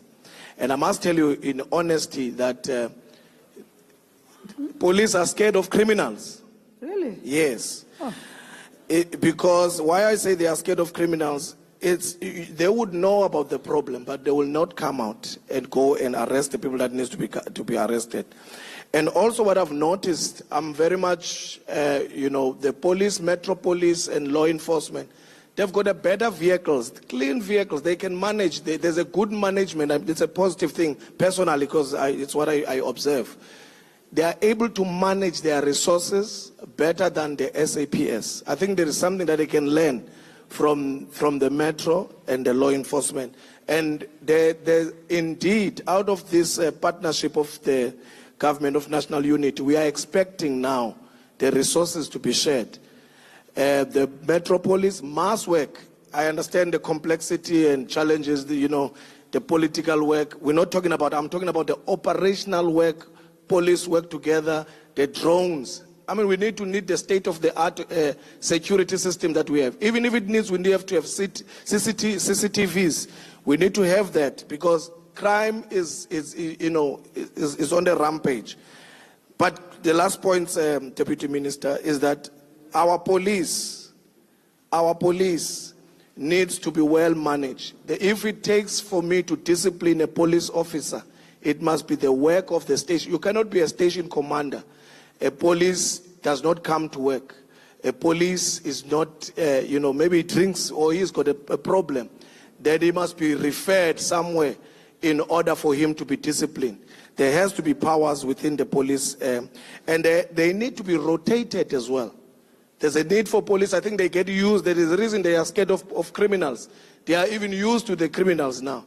So there has to be a rotation of to make them effective in that. The last point is that they must be well taken care of. I think they are not well taken care of. We cannot have lots of police cars picking up people. There has to be a system, like in the olden days, maybe a bus or a combi, take them from work, take them back to work, because then it will save the resources of the police, and then those police vans will do the patrolling and the visibility. Thank you so much. Thank you very much. Number 4. Good morning to the leadership representation. It's good afternoon now. Good afternoon. Thank you so much. Just one second, Soren. Are you sure police are afraid of criminals? I was looking at their faces. I live in Kailicha. I'm not scared to tell what I'm telling. I live in Kailicha. I'm a pastor, by the way. My wife is crying for me to be here because there's the only time I'm free. It's a Saturday.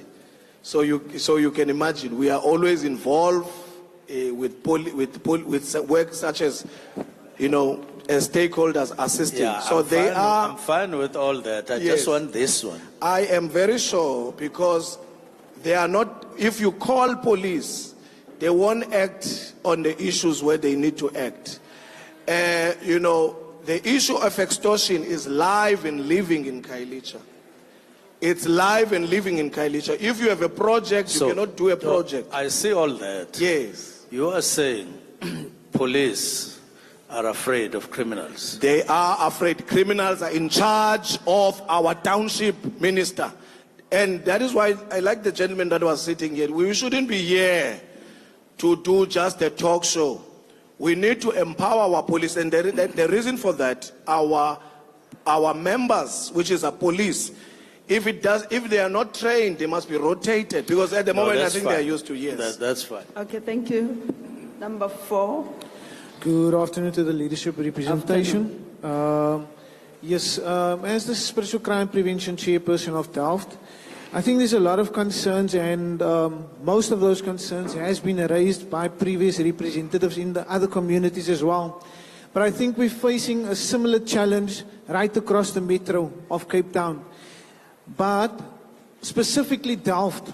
Delft is recognized as the highest capital city globally for all crime activities that is taking place there. And at the moment, Delft Police Station is currently just the acting police station.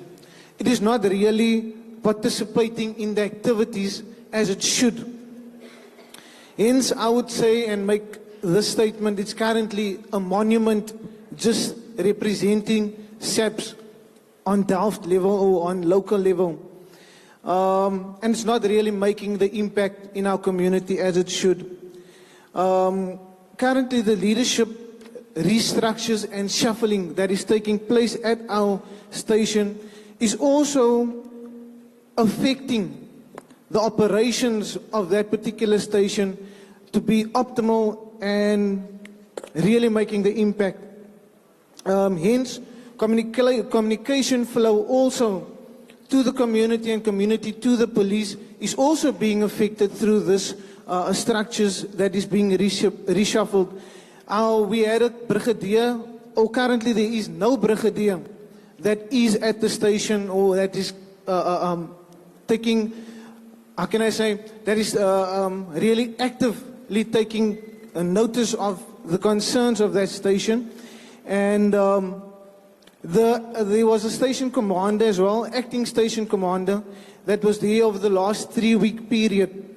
And he has really made huge impact in that 3-week period. But there's a reshuffling that also took place, which means that reshuffling is also bringing instability to our police station. Then the other concern that we have, there is a lot of fleet that is standing at the station but is inactive due to mechanical faults and failures, and hence in an emergency call out there cannot be any responses because of these vehicles that is being affected as well. There is not enough permanent staff that can attend to matters of the community, and hence the community don't get the respect and don't feel valued. And also the ethical conduct from these station representatives, the police, they also don't know how to engage with the community on a respectful level. Because if the community comes, we cannot be treated like we the criminals that is coming to make the case. So that level of respect should be there and ethically conducted so that the valued community member is respected and valued. Then I think it's almost finished. 2 points. This is the last one. 2 points, ma'am. There's Delft is recognized as the highest crime capital. Extortion, hijacks, murders is taking place all over. But yet Delft is also one of the major concerns, and we do sincerely want the ministerial representation to really have a zoom in on Delft. What are we to do about the reinforcements in the areas and matters of interventions? There was a suggestion from the member in front of me that suggested that the ministerial representation should also have an alternative separate engagement from this platform to engage with the community structure stakeholders on a local level, all right? And so that That the was concerns... the last one. No, this is part of the conclusion, ma'am. Oh, So, conclude. yes, so that the community can also feel valued in that way, and the stakeholders as well. I think, like I said, most points are lifted. But what are we to do about the restoration and dignity of our communities out there? Thank you so much. Thank you, thank you. There was a lady number 5. Yeah. Thank you. Molweni etafileni ngokushiyana kwezitulo zenu. My name is Wende Ndaka from Lingeletu Satellite Police Station or Spazer shop, as my colleague have said. We have long time complained about the shortage of manpower and resources at Lingeletu, but no one is responding to that request. But our station commander will be called at the provincial office at War Room to explain as to why crime has increased, murder and bundukots, which we don't understand as CPF that our station commander can be crucified and those Smolanyana members are there at Lingeletu can be crucified for increasing of crime in our area. We know exactly that the shortage of resources is the core. Resources is the core for the station to perform their duties well. If there is no manpower and resources, bundukots will be there. So we can't be crucified of bundukots in Lingeletu because police don't have vehicles to attend to the complaints immediately. There's a shortage of members as well as the shortage of vehicles. So how do you expect the members to attend to the complaint within 5, how many minutes you want the complaint to be attended, whatever it is. So they cannot do that. Second one, the negligence of our police station. Our police station is so neglected. If you can go, Minister or Deputy Minister, I'm not sure. Now from here we go straight to Lingeletu. You will see a disgrace. That is not a police station, that one. We've been promised to be given a police station next in the ground then in our area. Up until today, there is nothing happening. Coming to the issue of protection fee.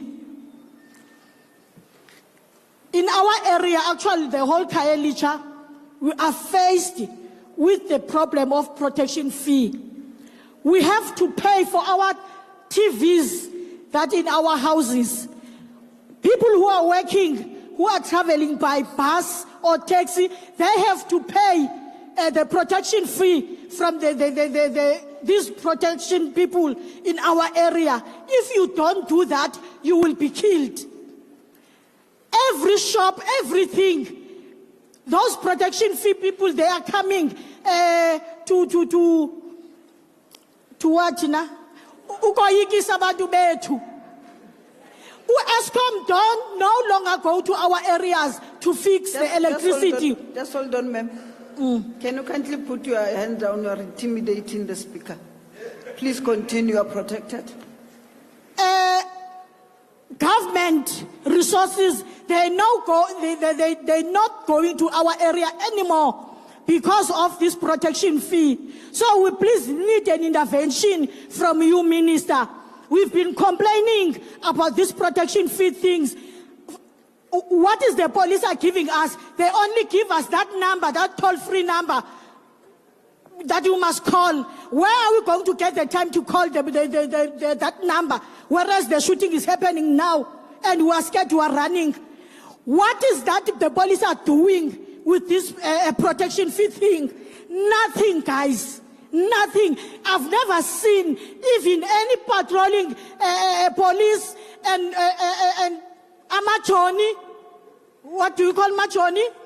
And the soldiers. There is nothing. We've been crying at Khayelitsha about this thing, guys. We need your intervention, Minister, as soon as possible. The last one now. Thank you. We as CPF and neighborhood watchers who are complaining, guys, how do you expect us to hold patrols with our slippers and our flops? We do not have PPAs. No one is looking after neighborhood watches and CPF in terms of equipment. Why is that hand up? In terms of equipment. And later they expect that the CPF and neighborhood watch patrol the area. How? Who is the person who's responsible to look after CPF and neighborhood watches, especially in terms of equipment? Thank you. Thank you very much. I'm going to take the last hands. They've raised the issue of the infrastructure. They've raised the issue of shortage of staff. Sit down. They've raised the issue of infrastructure, the shortage of police, the police stations that are dilapidated, the vans that are not working, the CPF not having enough resources, but also the CPFs want to have some discussions with the ministry where we can be able to talk issues out.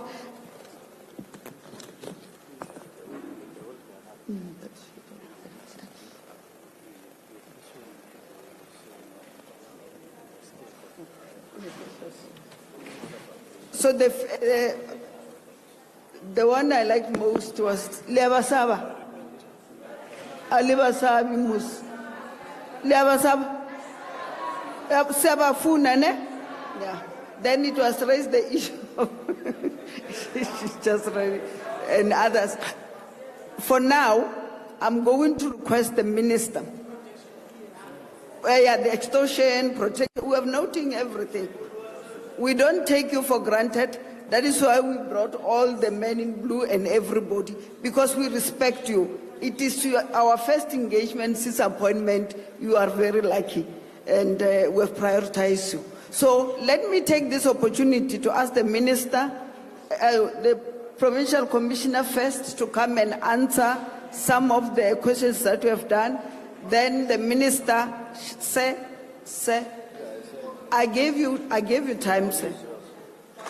I gave you time. I gave you time, sir, and there are others who wanted to ask. Please. Please. Please. No, you'll talk to us. Commissioner?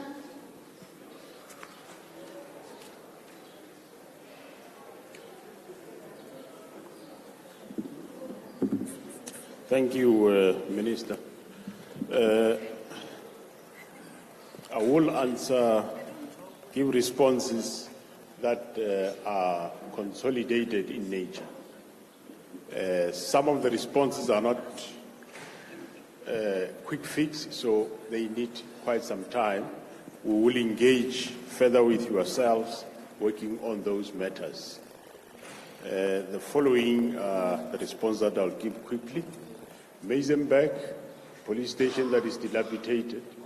Some of you knows where the problem started and how it came about, but however, that doesn't justify. You would remember there was a project to repair Meisenberg, and it was the community that says you cannot go build for us somewhere else another police station than repair this one. So that was decided, but however, doesn't mean the current police station should be left to dilapidate. From here, we'll be going there, I'll look at the police station, because repair like leaking of water, that can be done by day-to-day maintenance by the station commissioner, him or herself, just buying the necessary things or getting the service provider to do those little work. But however, I will now take it upon myself to go and look at it and make sure that we repair that. On matters of vehicles, a lot of you spoke about vehicles and personnel, and some of you, I could pick up that some on my right have mobilized some on the left. I picked that up, but however, vehicles, I will, myself and the provincial commissioner, we will definitely make sure that where there is shortage, you will get those vehicles within 2 months. But however, I know that this province is one of those that when we purchase vehicles, we purchase quite a lot. We have been delivering vehicles a lot in this province. I suspect maybe the problem is with the repairs, which again, this province was a model for the whole of South Africa in terms of how vehicles should be repaired. And Limpopo province is one of those provinces that learn the model here. And now if you go to Limpopo, you'll never find their vehicles staying more than 5 days in a garage, which they learn here. So I don't know what is now happening in the Western Cape, but we will interrogate that and make sure that it is rectified. But where you have shortages, vehicle is not an issue. We will be able to deliver and give you those vehicles in 2 months from now. But however, when it comes to building repairs, small repairs we'll do, but major ones we can't do overnight. They need some processes. Some of you are aware what process it requires. It needs Department of Public Works and so on and so on. When it comes to personnel, I also can't give you personnel now. I don't have. We will give you over time. There are currently students that are undergoing training at the colleges. We can only give you when they come out, which will be towards the end of this year. And of course, they will still go for on-the-job training for quite some time until you get them. But we will be able to give you only towards the end of this year, but not immediately now. But of course, take note that also from 2022, up to last year, December, this province got 3,681 personnel. And currently you have 1,061 that is in the college, not only for Cape Flats, of course, but for the whole of Western Cape province. But we will prioritize where the shortages are. Acting appointments, we are advertising post this current, actually we were supposed to advertise today, we'll be doing it Monday, to fill up those posts that you do have where you say there's too many people acting in the province. The matter around the crime of extortion, I've taken note that it comes quite almost everywhere. So one of the plans that we are busy with now is definitely to address both gangsterism and this extortion and or protection.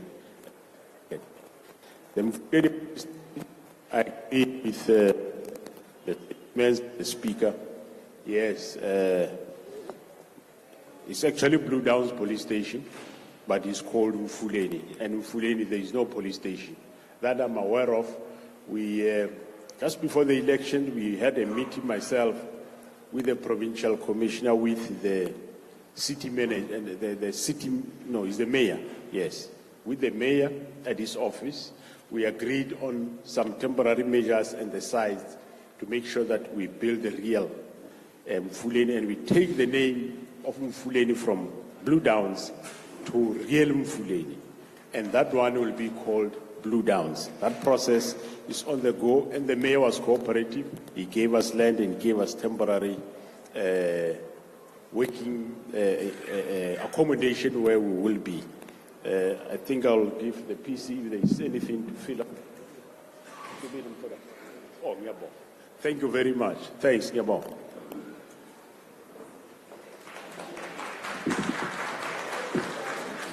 Thank you very much, National Commissioner.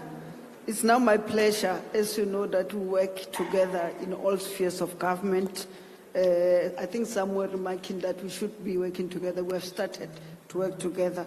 So it's my pleasure now to call our MEC for Police Oversight and Community Safety here in the Western Cape, Ma'am Marais.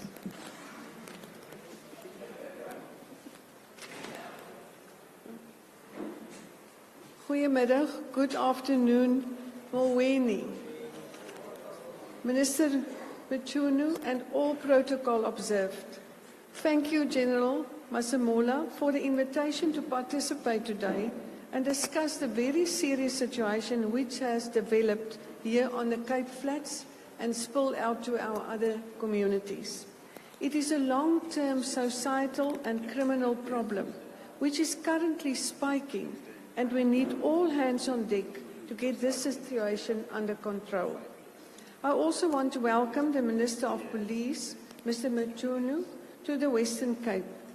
One of my priorities is to foster a sound relationship between the National Police Ministry and the Western Cape Ministry of Police Oversight and Community Safety, for which I have the inspiring task of taking political responsibility.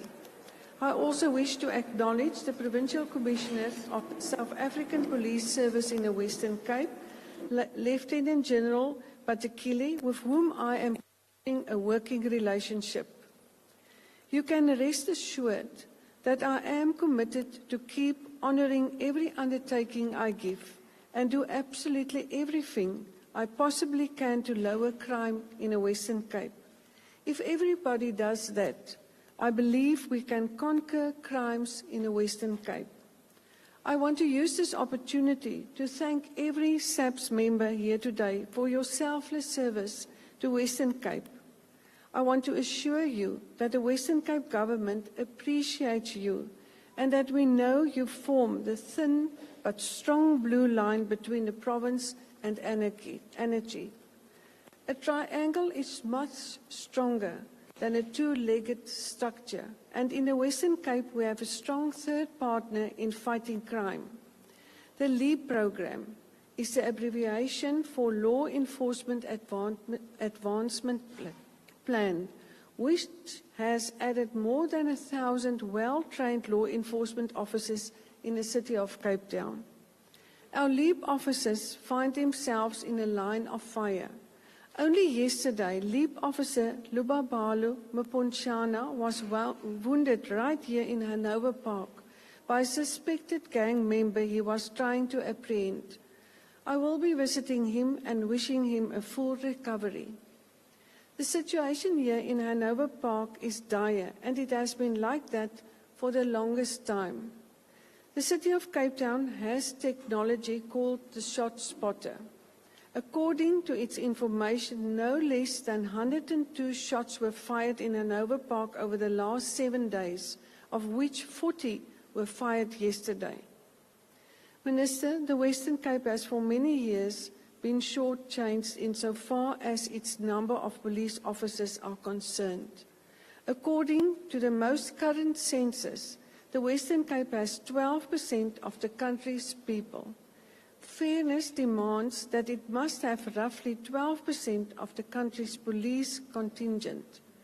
This is not a time or place to settle it, but I look forward to our first formal meeting so that you and I can address this. Our province must have more police officers. The Western Cape government furthermore believes that gangsterism is not just a criminal problem. It is a societal problem. Therefore, a unified response will be actioned between the provincial departments of police oversight and community safety, health, education, economic development, social development, and culture affairs and sport to look after the holistic fibre of this community at every level. We will also work more closely with correctional services. And Minister, there will be MOUs between all of these departments and between us as well. Then I want to say to all the communities, ons sien julle en ons luister na julle. We do see you and we do listen, and we will not rest until crime came down in this province. Thank you for your commitment, for all the neighborhood watches, our CPFs, our faith-based organizations, all the individuals that sacrifice hours and their lives to keep our wonderful Western Cape safe. Members of the South African Police Service, I conclude by thanking you again for the service you render. Together we can beat crime in the Western Cape. Nkosi, thank you. Baie dankie.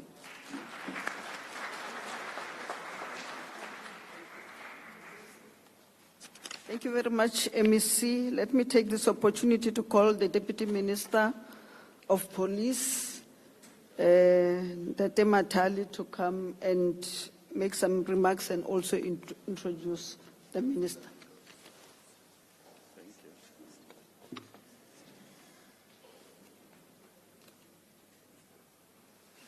Thank you. Thank you.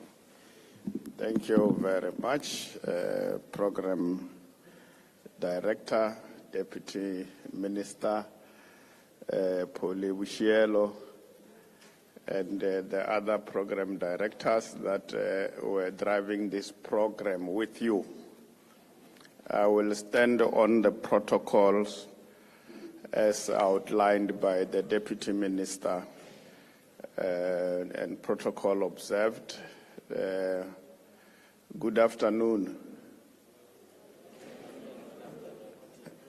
Yeah, it's good to be here in Hanover Park, Minister. We literally camped in the Western Cape in the run-up to elections, talking to our people. They said many things here this afternoon. I want to assure you that you have a minister of police called Senzo Mchunu.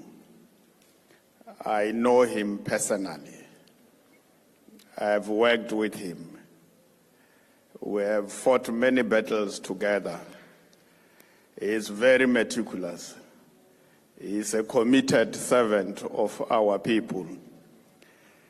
As he said to you, that since he came in, he's going to work on what is there, but he's going to take it to a different level.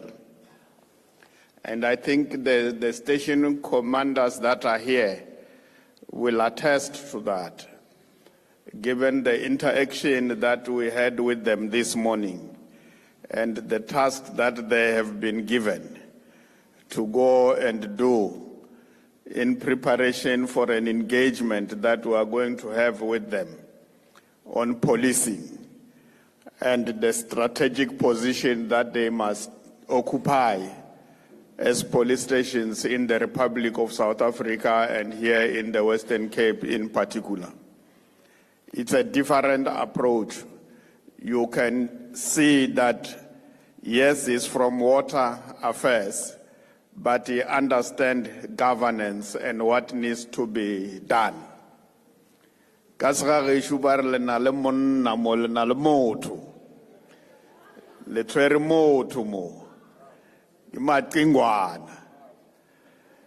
We will work together. The President has given us a team under his leadership. Even the senior management of police, the National Commissioner, the Provincial Commissioner, they have had an opportunity to interface with him. They came to understand and appreciate the person that he is. You are fortunate that the President have given you Senzo Mchunu as your minister. And to police, you will enjoy working with him. Although it's a bit harder, but it's good to work with him. May we all rise as we invite the Minister of Police to address us. Over to you, Minister.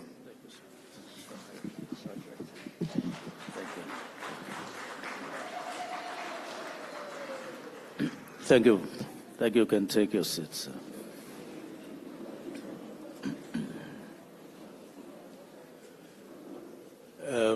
Program Director or Directors, thank you very much.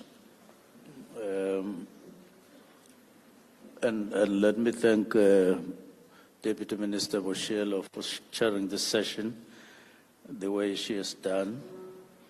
At some point, I thought she was going to be overwhelmed by the hands that were there. And some of the people spoke very strongly. And I thought she is really going to find it hard to contain. And she just moved on with ease. And thank you very much for that. And thank you, Deputy Minister Matale, for the generous introduction that you have done. Let me thank the MSC for your presence, MSC. Indeed, we did write a letter to the Premier of the Western Cape that he would be here and that we would be pleased if he could have a relevant MSC to come or any other person from the provincial government to be with us here. And we are delighted that you are here. And thank you very much. We also wrote a letter to the mayor of Cape Town. I'm not sure whether we got anyone from Cape Town, the city itself. We will follow up on that matter. But let me thank the National Commissioner and all the officials that are here. Amongst us, we also have the chair of the Portfolio Committee, Ian Cameroon. We're delighted to have you once more. Now, you have freedom to oversight the MSC for Western Cape for sound safety and security, because you have been here and you hear what she has said, and not just oversight us only. Thank you very much. I'll now be very brief. Firstly, to express our appreciation to the community for being here. It's a cold Saturday morning. Not nice to get out of your bed in the first place. Not nice to leave your home, as the pastor was saying. Not nice to spend all these hours here. But we thank you very much as a community. But we also have to thank you for attending other imbizos before this one, the summary of which you were given. We appreciate that. We have already held a meeting with the commanders of police stations and other officers, and we've had our chat. But let me just get straight to what I have to say, the few things that I have to say. Just listening to what a number of you have said, one of the words or expressions that were used here is Elsie's River is in the vice grip of the gangs. That was a very, very, very strong word. A vice grip of gangs. And the other words or the other expression that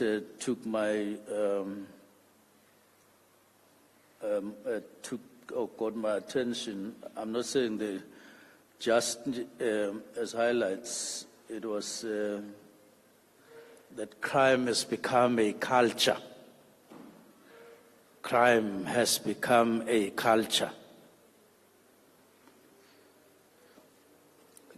Gangs are taking over the communities. So they've now become some kind of a sub-government ruling over other people in the community. And the gentleman there said it's via services that government is not rendering, and these people come in and they become some kind of a sub-government. And then a need for a comprehensive approach. There are other expressions that were made, but I just wanted to take those first. Let me just say we understand the situation that has developed and that is still developing in this part of our country. And we do understand our responsibility, all of us. But let me just be quick to say, I'm very delighted to see people who are so much alive to their situation. And by expression, people who appear to be so prepared to deal with the situation themselves. Because I haven't heard anyone saying, I just want to sit back, go and do your work. Everybody is saying, I am doing something.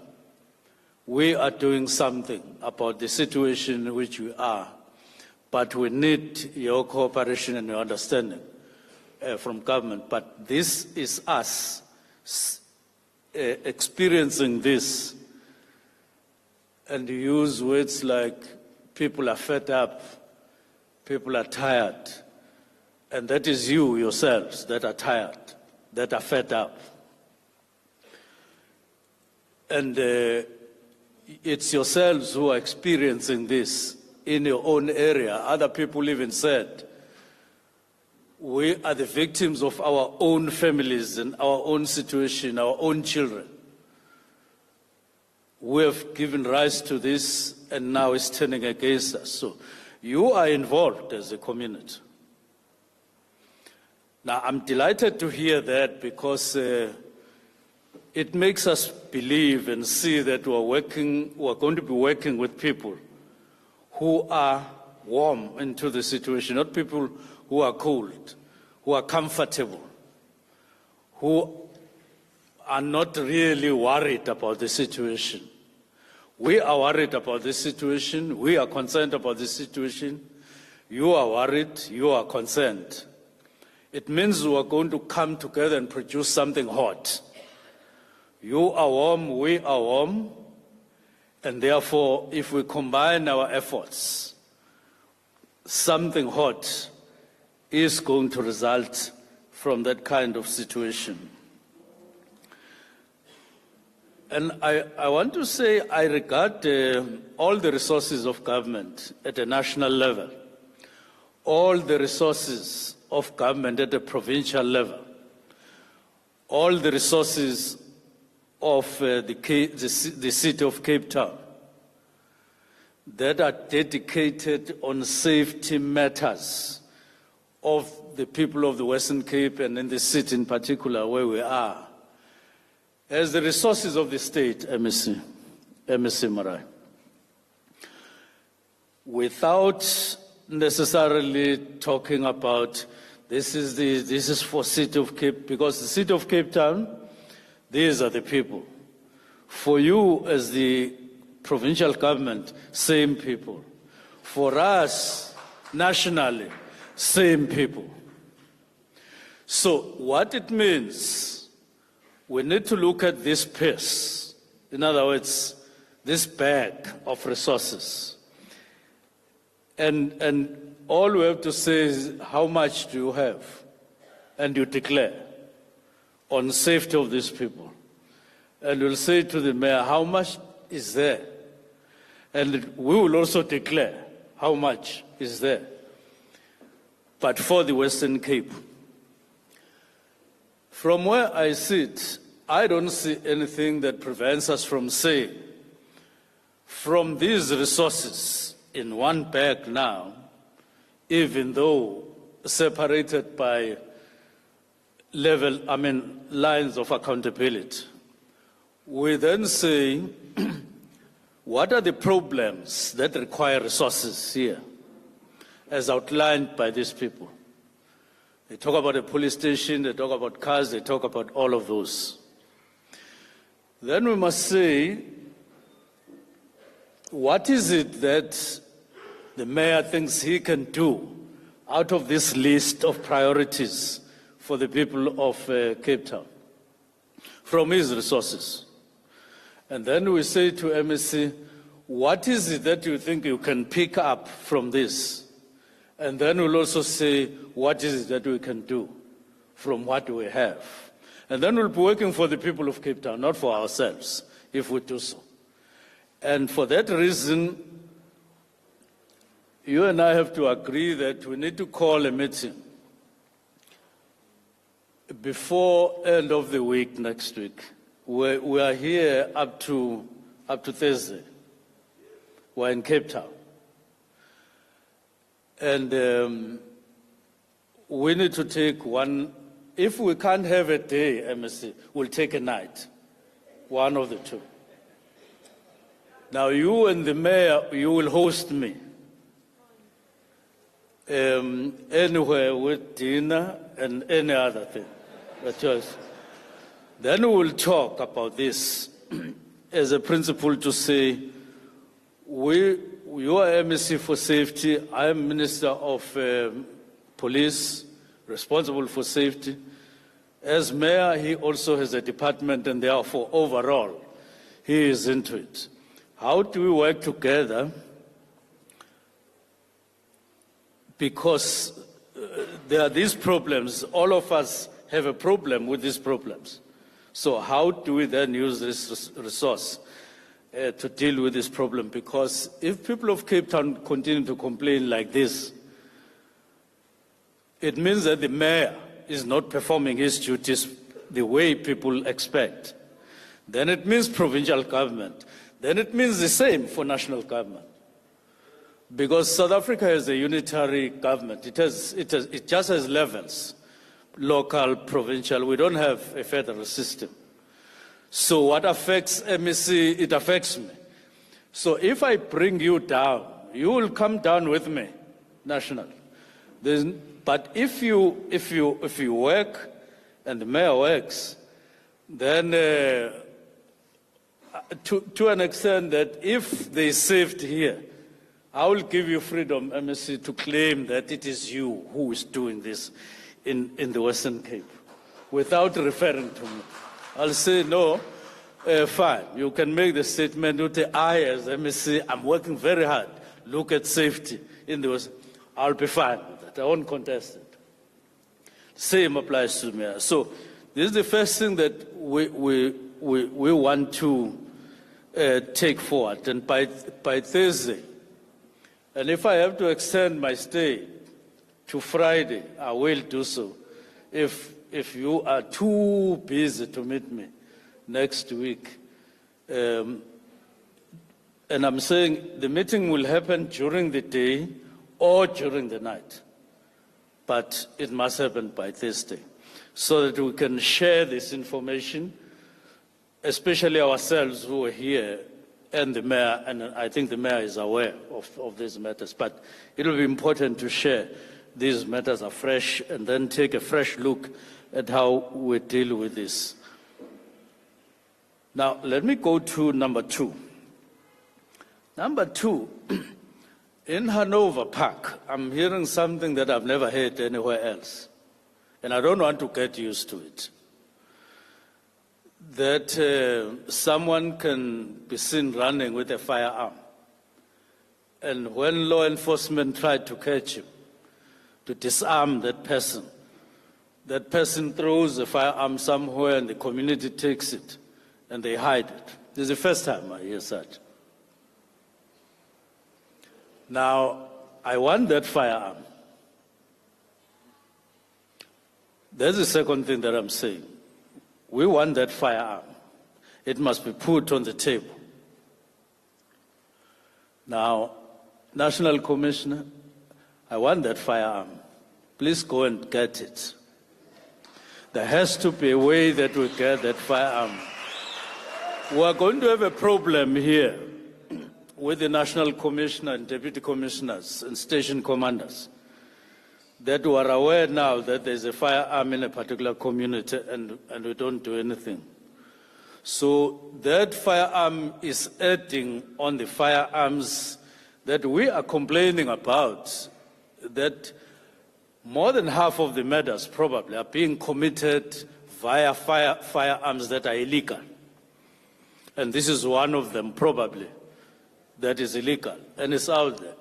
Who took it and where it is now, the people of Hanover Park will have to tell us.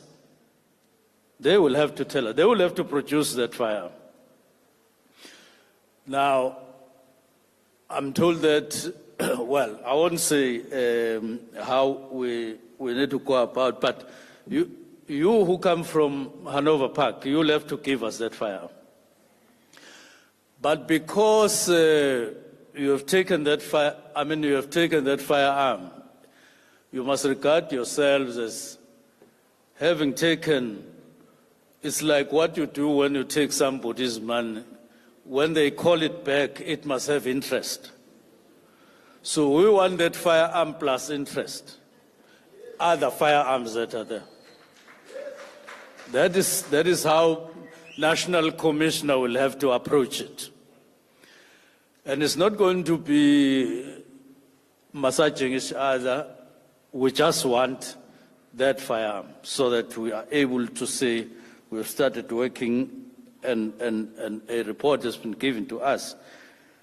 And what is it that we are doing about that? So I don't know who is the station commander of Hanover Park. Who is the commander?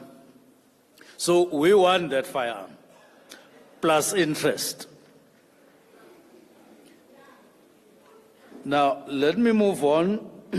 Somebody spoke about the strategy, plural policing, with their involvement, spoke about 1996 crime prevention strategy. Let me put together this thing that talks about the police station. Everything that you have said about the police station. Let me put that together with what Reverend Doctor said about socio-economic system, the image and so on, put together Massa issue, put together what Lukongolo said, if I heard you well. Let me put together all those questions by saying the following. One, just in the past 3 or so days, we had a meeting in the office here with a group of people who flew all the way from Johannesburg and said they wanted to meet us. They wanted to meet the minister. So we met those people.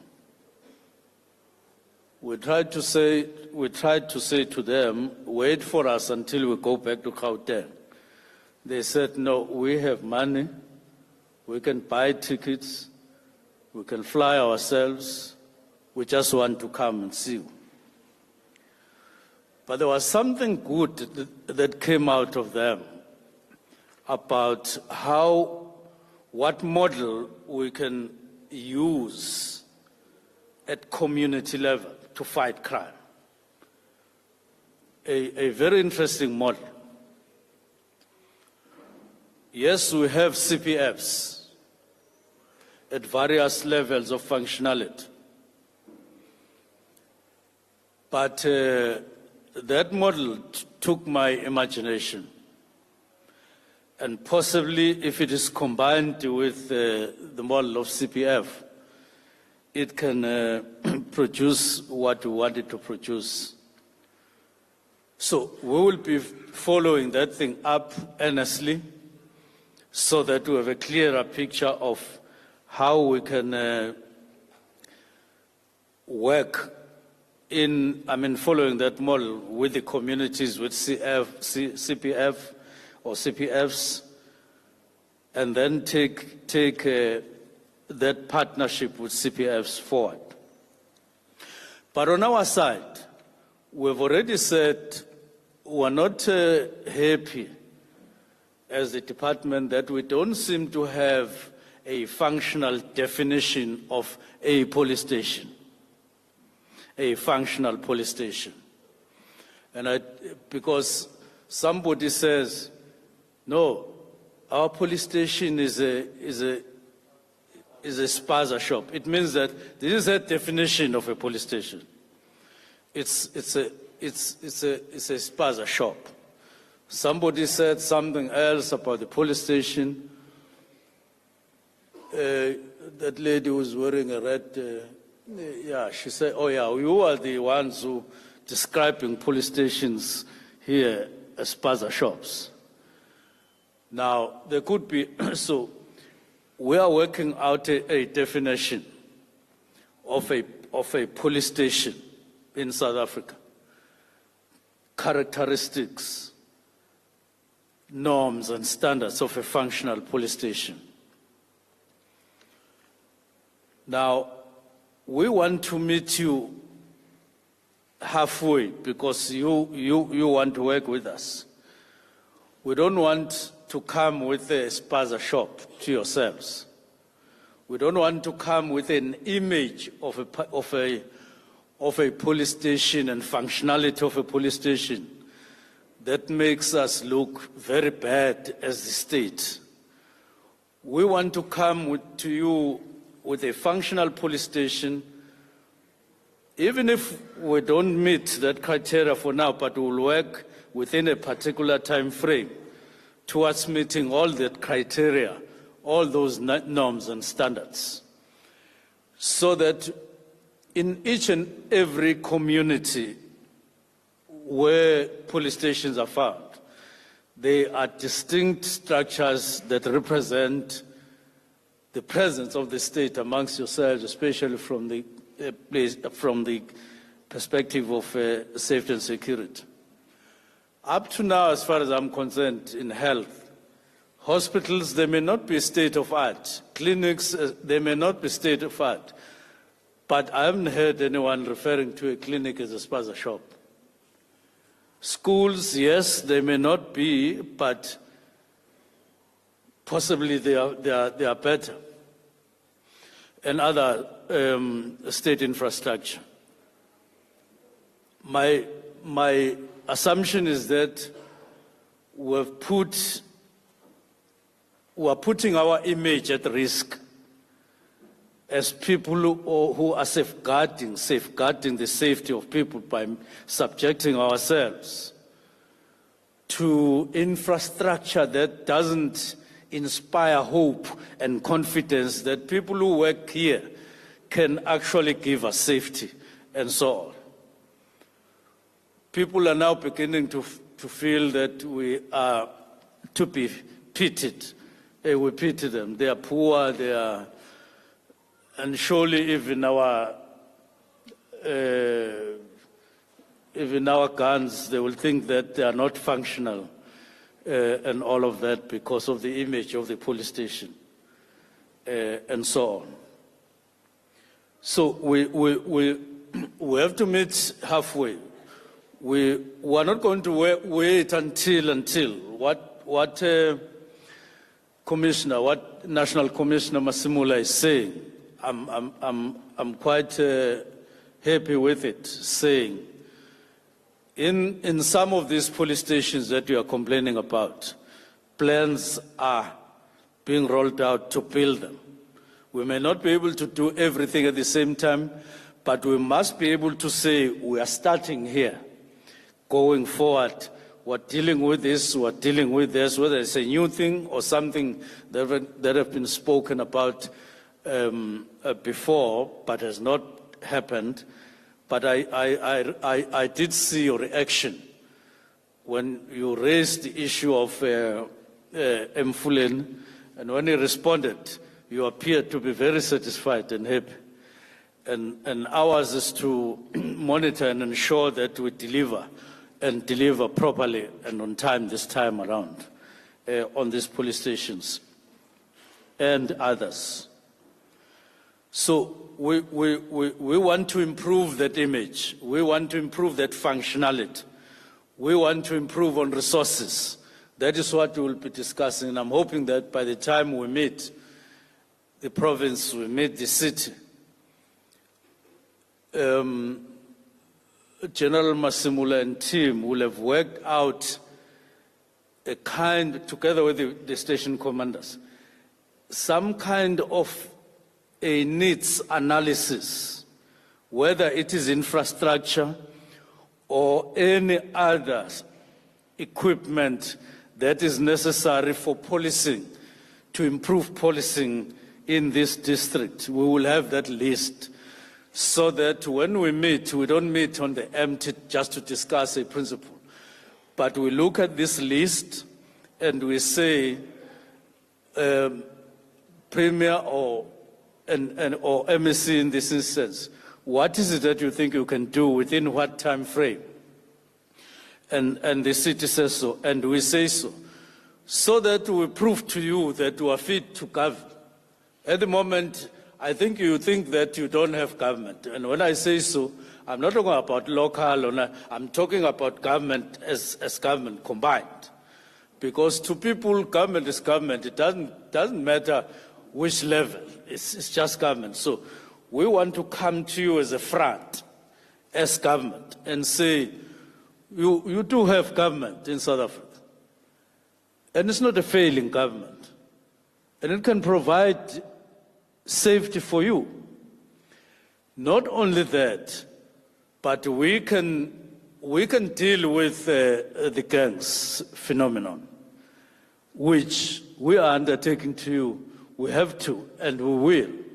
Because what he's saying there, say, look at South America. I'm sure things develop this way, and people take things for granted, and these things on the ground develop and develop. I'm learning that Kenya has sent police to one of the countries in South America to try, because they say half of the streets of that country are ruled by gangs.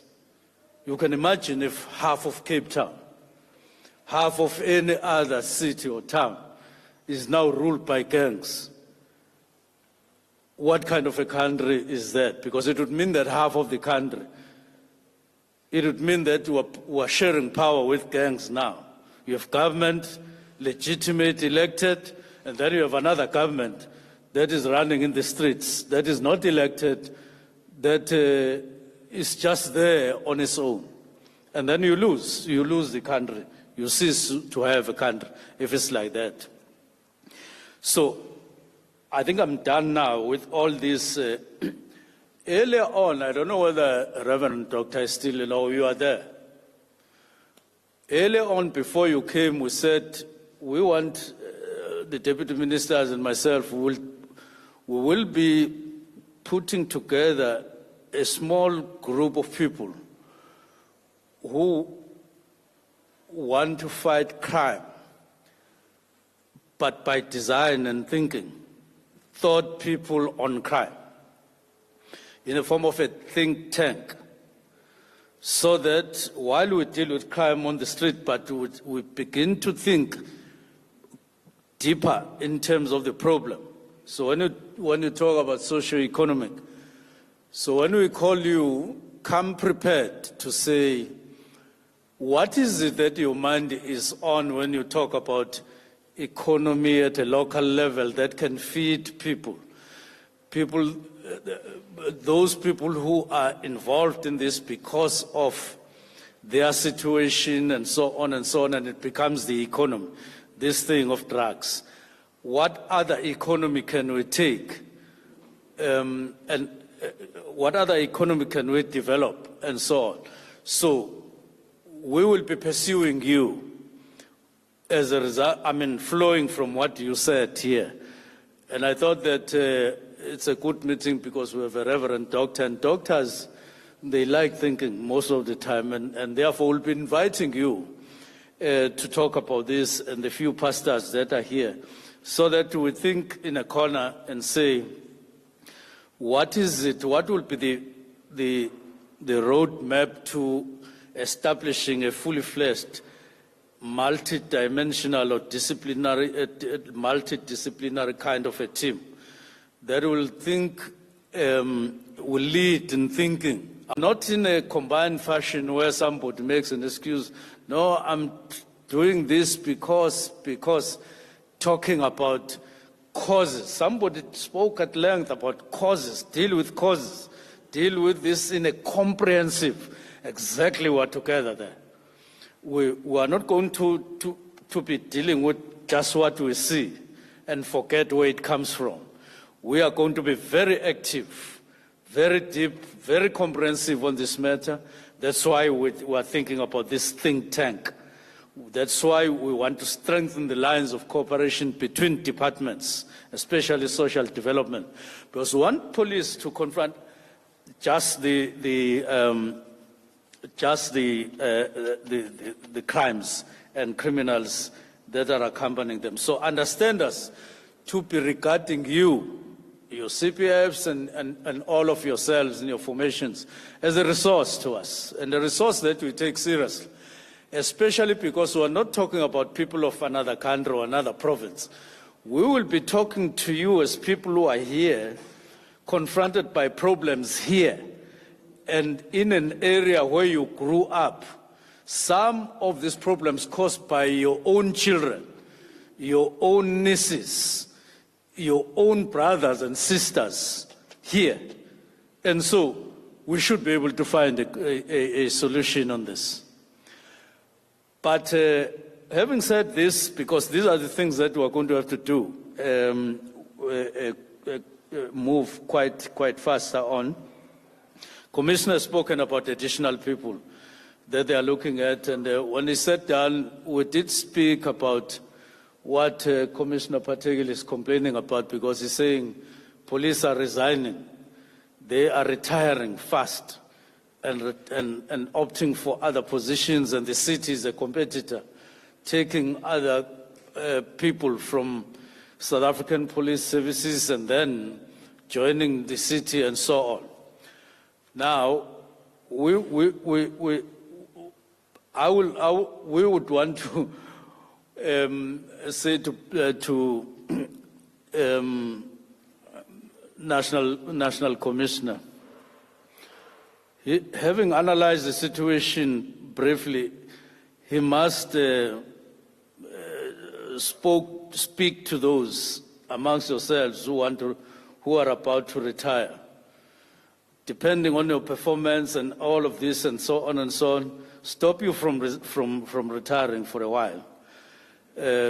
Because we have a battle there, you can't be retiring when there's a battle here. So he needs to put some brakes on this matter, and we'll do this thing. We'll do this thing. So that after applying their mind and looking at the problem and look at your profile and your performance, maybe a number of you stop retiring. Then we'll also discuss with the City of Cape Town to say, look elsewhere. For now, we're busy now. Don't recruit these people. Because we are busy now. We want to concentrate on this and deal with this matter. And those of you who are thinking about dying, we would ask you to stop dying at the moment. Let's focus on this. Don't run away. Let's focus on this. But there are those practical things that we really are wanting to do with the City of Cape Town, with the police officers themselves. Because when you retire, sometimes you retire at the wrong time with skills that immediately cause havoc from behind. And therefore, we'll be looking at that with a view to dealing with these particular problems that we have until we are able to overcome them. Then we can say, so that you yourself, when you retire in your home, you are fine. Because at the moment you retire, you may be a victim of this crime that you are leaving behind tomorrow. So it's better to hold on a little bit, and then we do this thing together, and then you can then think of doing that. So we're going to be optimizing on all the resources that we have, all of them. At the same time, we will be recruiting, because we are recruiting, as General Masimula has said. So we look at all these things together. On infrastructure, I've already made a comment on that we will be dealing with. In fact, there's an outstanding meeting that we need to deal with, just to put our infrastructure program at a high level, so that we're able to build police stations faster. The young man who spoke there, I don't know whether he's out now, yourself there, is it you? There's a tall guy who was standing there. Or is still you? Yeah, I saw you. It was nice to hear a young person like yourself speaking the way you are speaking. Because this is where your energies as young people need to be directed. Protecting the people. That is why we want you to direct your energies to.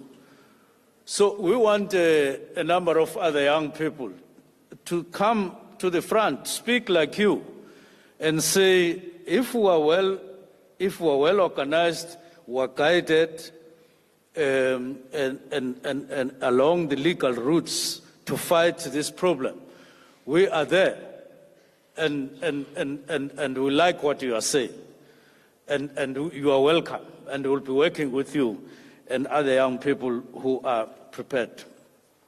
There are two things that we must stop, National Commissioner, that I noted that this thing must stop. The first one is all these protection fees. I know people all over South Africa, they go to these mamas who are selling things on the street, and they say, from now onwards, you pay so much, and so on. Protection fee, from nowhere. And they tell you, if you don't pay, you are gone, and all of those things. So we need to stop it. And it means first we must just get information. Somebody must collect information on this. Who are these people who are collecting and saying they are protecting people? And those are the people that we need to confront first. At some point, the National Commissioner will be aware. I liked what I heard. I mean, it was long before I was appointed in KZN. Some of the efforts by police. You can't have people who are doing that to people, collecting money and saying they are protecting others and so on, but collecting money from poor people and so on. It can't happen. So we do need an action plan, Commissioner, collecting information, devising a quick strategy to confront this, but it must stop. Now, finally, I want to say this, that while on the agenda with the MSC and Mayor, there will be an issue of CCTVs, because I've picked up something about it. So it will be on the agenda. Those who will be assisting us will be writing, will take that to the agenda. And the last thing I want to say, these gangs must stop now. These gangs must stop. Now, the commanders here, each one of them, those who spoke, were saying, no, they were calling them by name. There's this gang, this name, that gang, this name. It's like teams of football who are playing. Now, I know that team, I know that team. Now, commanders, I want us to end these gangs. To the extent that they are now known, they are leaders, they are members, and all of that, because they are the source of all these problems that we are having here. They are the source of criminality. They are not like soccer teams. You mustn't regard them as soccer teams or social teams that are doing this and that.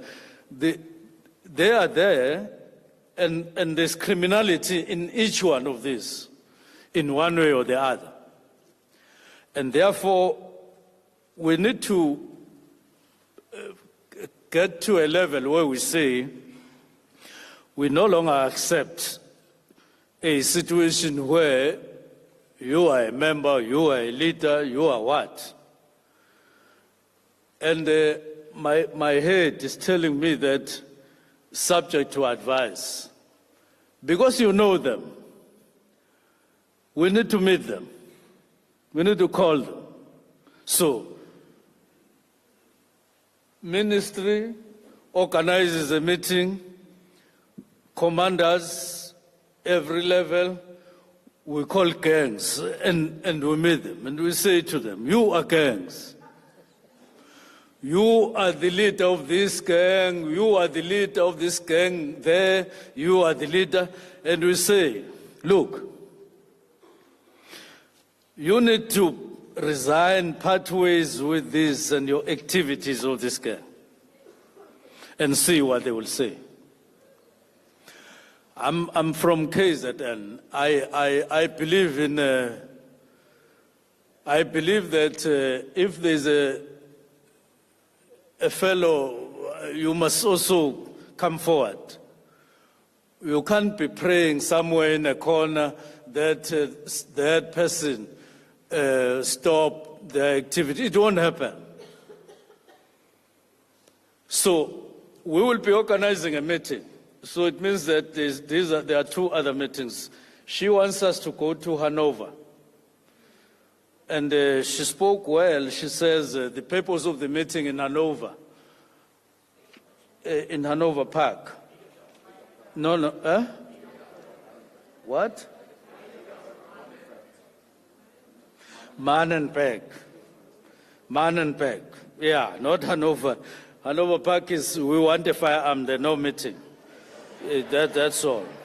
Now, Mannenberg, there are two people who spoke from Mannenberg, but the lady there said, she wants the meeting for us to talk heart to heart.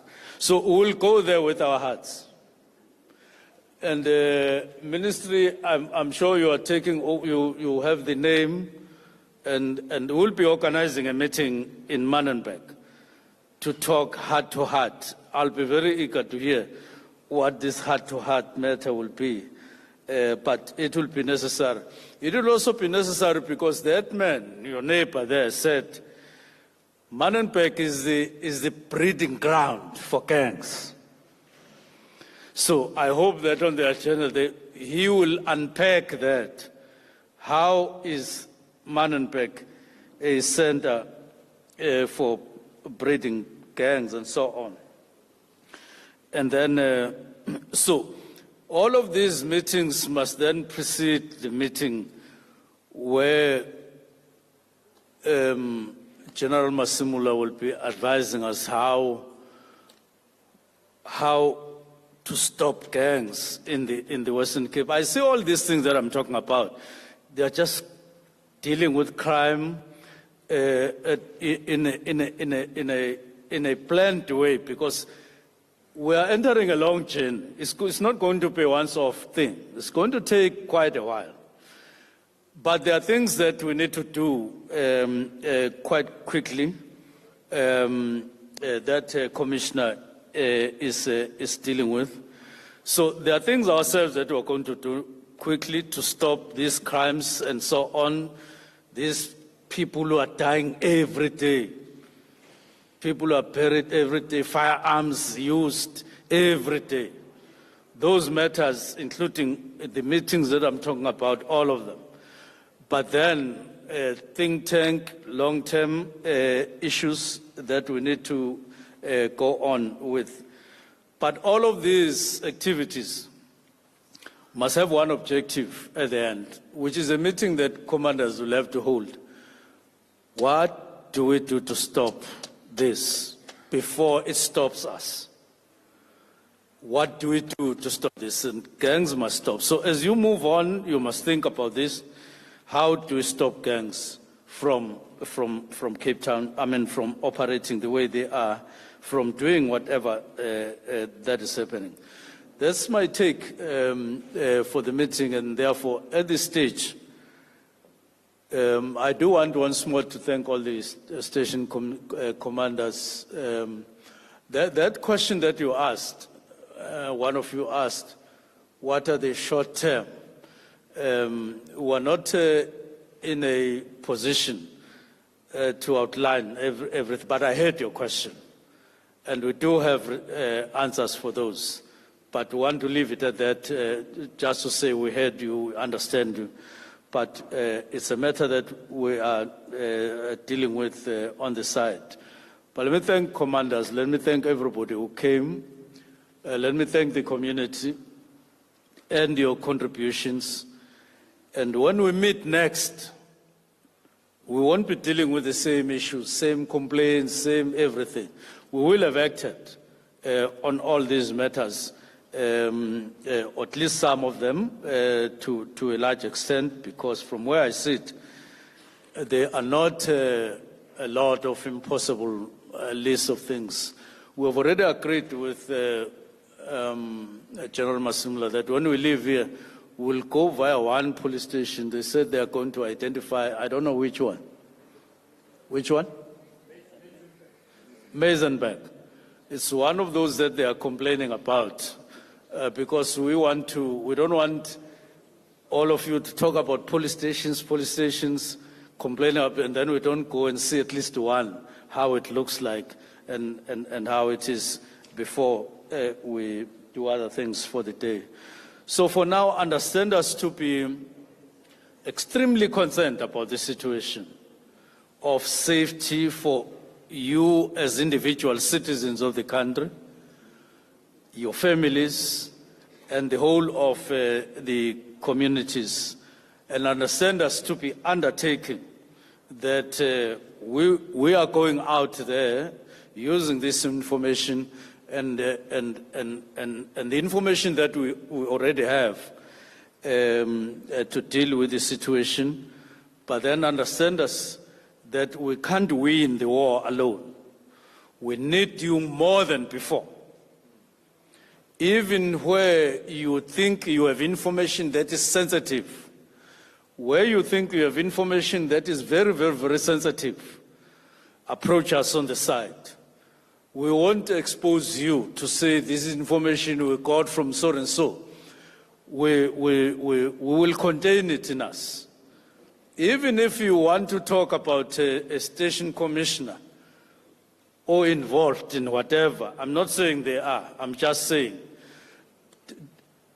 we will deal with whatever information. I heard one person saying, hey, you were creating an impression that some of the police are not, you said something that left an image of a situation that needs to be rehabilitated. We'll look at that so that we don't have such. But I'm saying, if you have sensitive information, don't ask yourself, how will you share this? Because we're doing it already with many people who are coming forward to say, Minister, there is this and this. We have a number of people who are very trustworthy. There's Advocate Piccoli there. He's special advisor. I know him to be very, very trustworthy. It will be, so you can approach him and say, Advocate Piccoli, there's this. So if something happens to me, it will mean that you will have given my name or sold my name out. Or you can approach me, or you can approach deputy ministers and so on. But we do need sensitive information. We do need critical information, especially on individuals that we may be interested in. I like this word that is used by police. They say a person of interest. I like that. So if you have persons of interest linked to certain activities, there's no way, there's no other way. Look, I like speaking directly. People are dying already. In other words, you are already dying. Okay? You are keeping information to yourself because you are afraid of dying. That if you give us that information, they will come and kill you. But in the meantime, they are already doing it. So you may as well, before, and give us information, therefore. And it will even contribute in preventing further damage. And so let's meet halfway. But for now, if any of you right now have, go to Advocate Piccoli and say, I'm so and so, and what, and we get that information, and we promise you we will work on that. But if there is any other time that has arrived to deal with gangs, including those that are present in this meeting, if they are, it is this time. It has arrived. Thank you very much.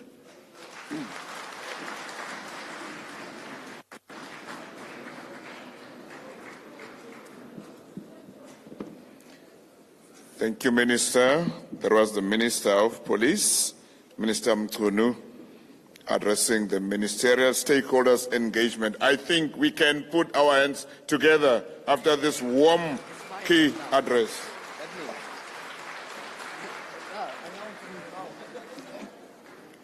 Right, that has brought us to the end of our program. I will invite our Provincial Commissioner for the Western Cape, General Particular, to extend the vote of thanks. Over to you, General.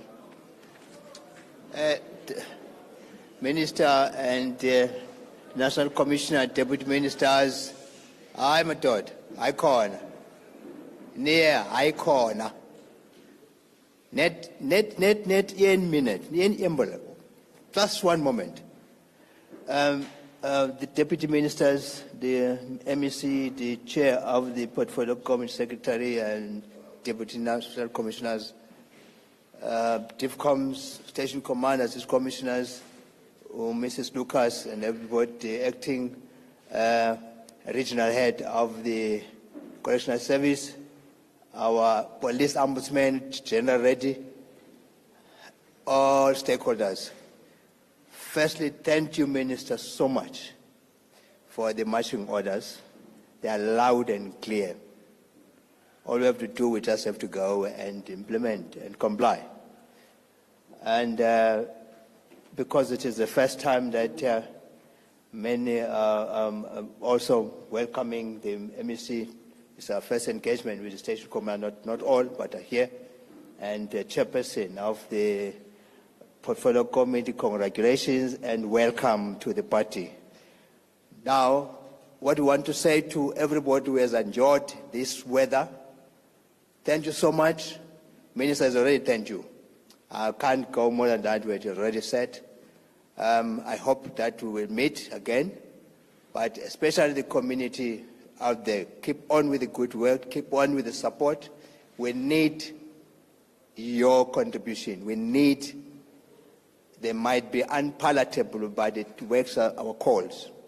But our wish that we engage robustly at the station level, where we are, because the crime is happening at the street level. It's not happening in the sea, it's not happening in the sky, it's happening there. But I'm hoping that then we'll come, all of us, and provincial board and district boards will come up with action plan with the station commanders to give effect to what has been given. Thank you so much. I'm told that I'm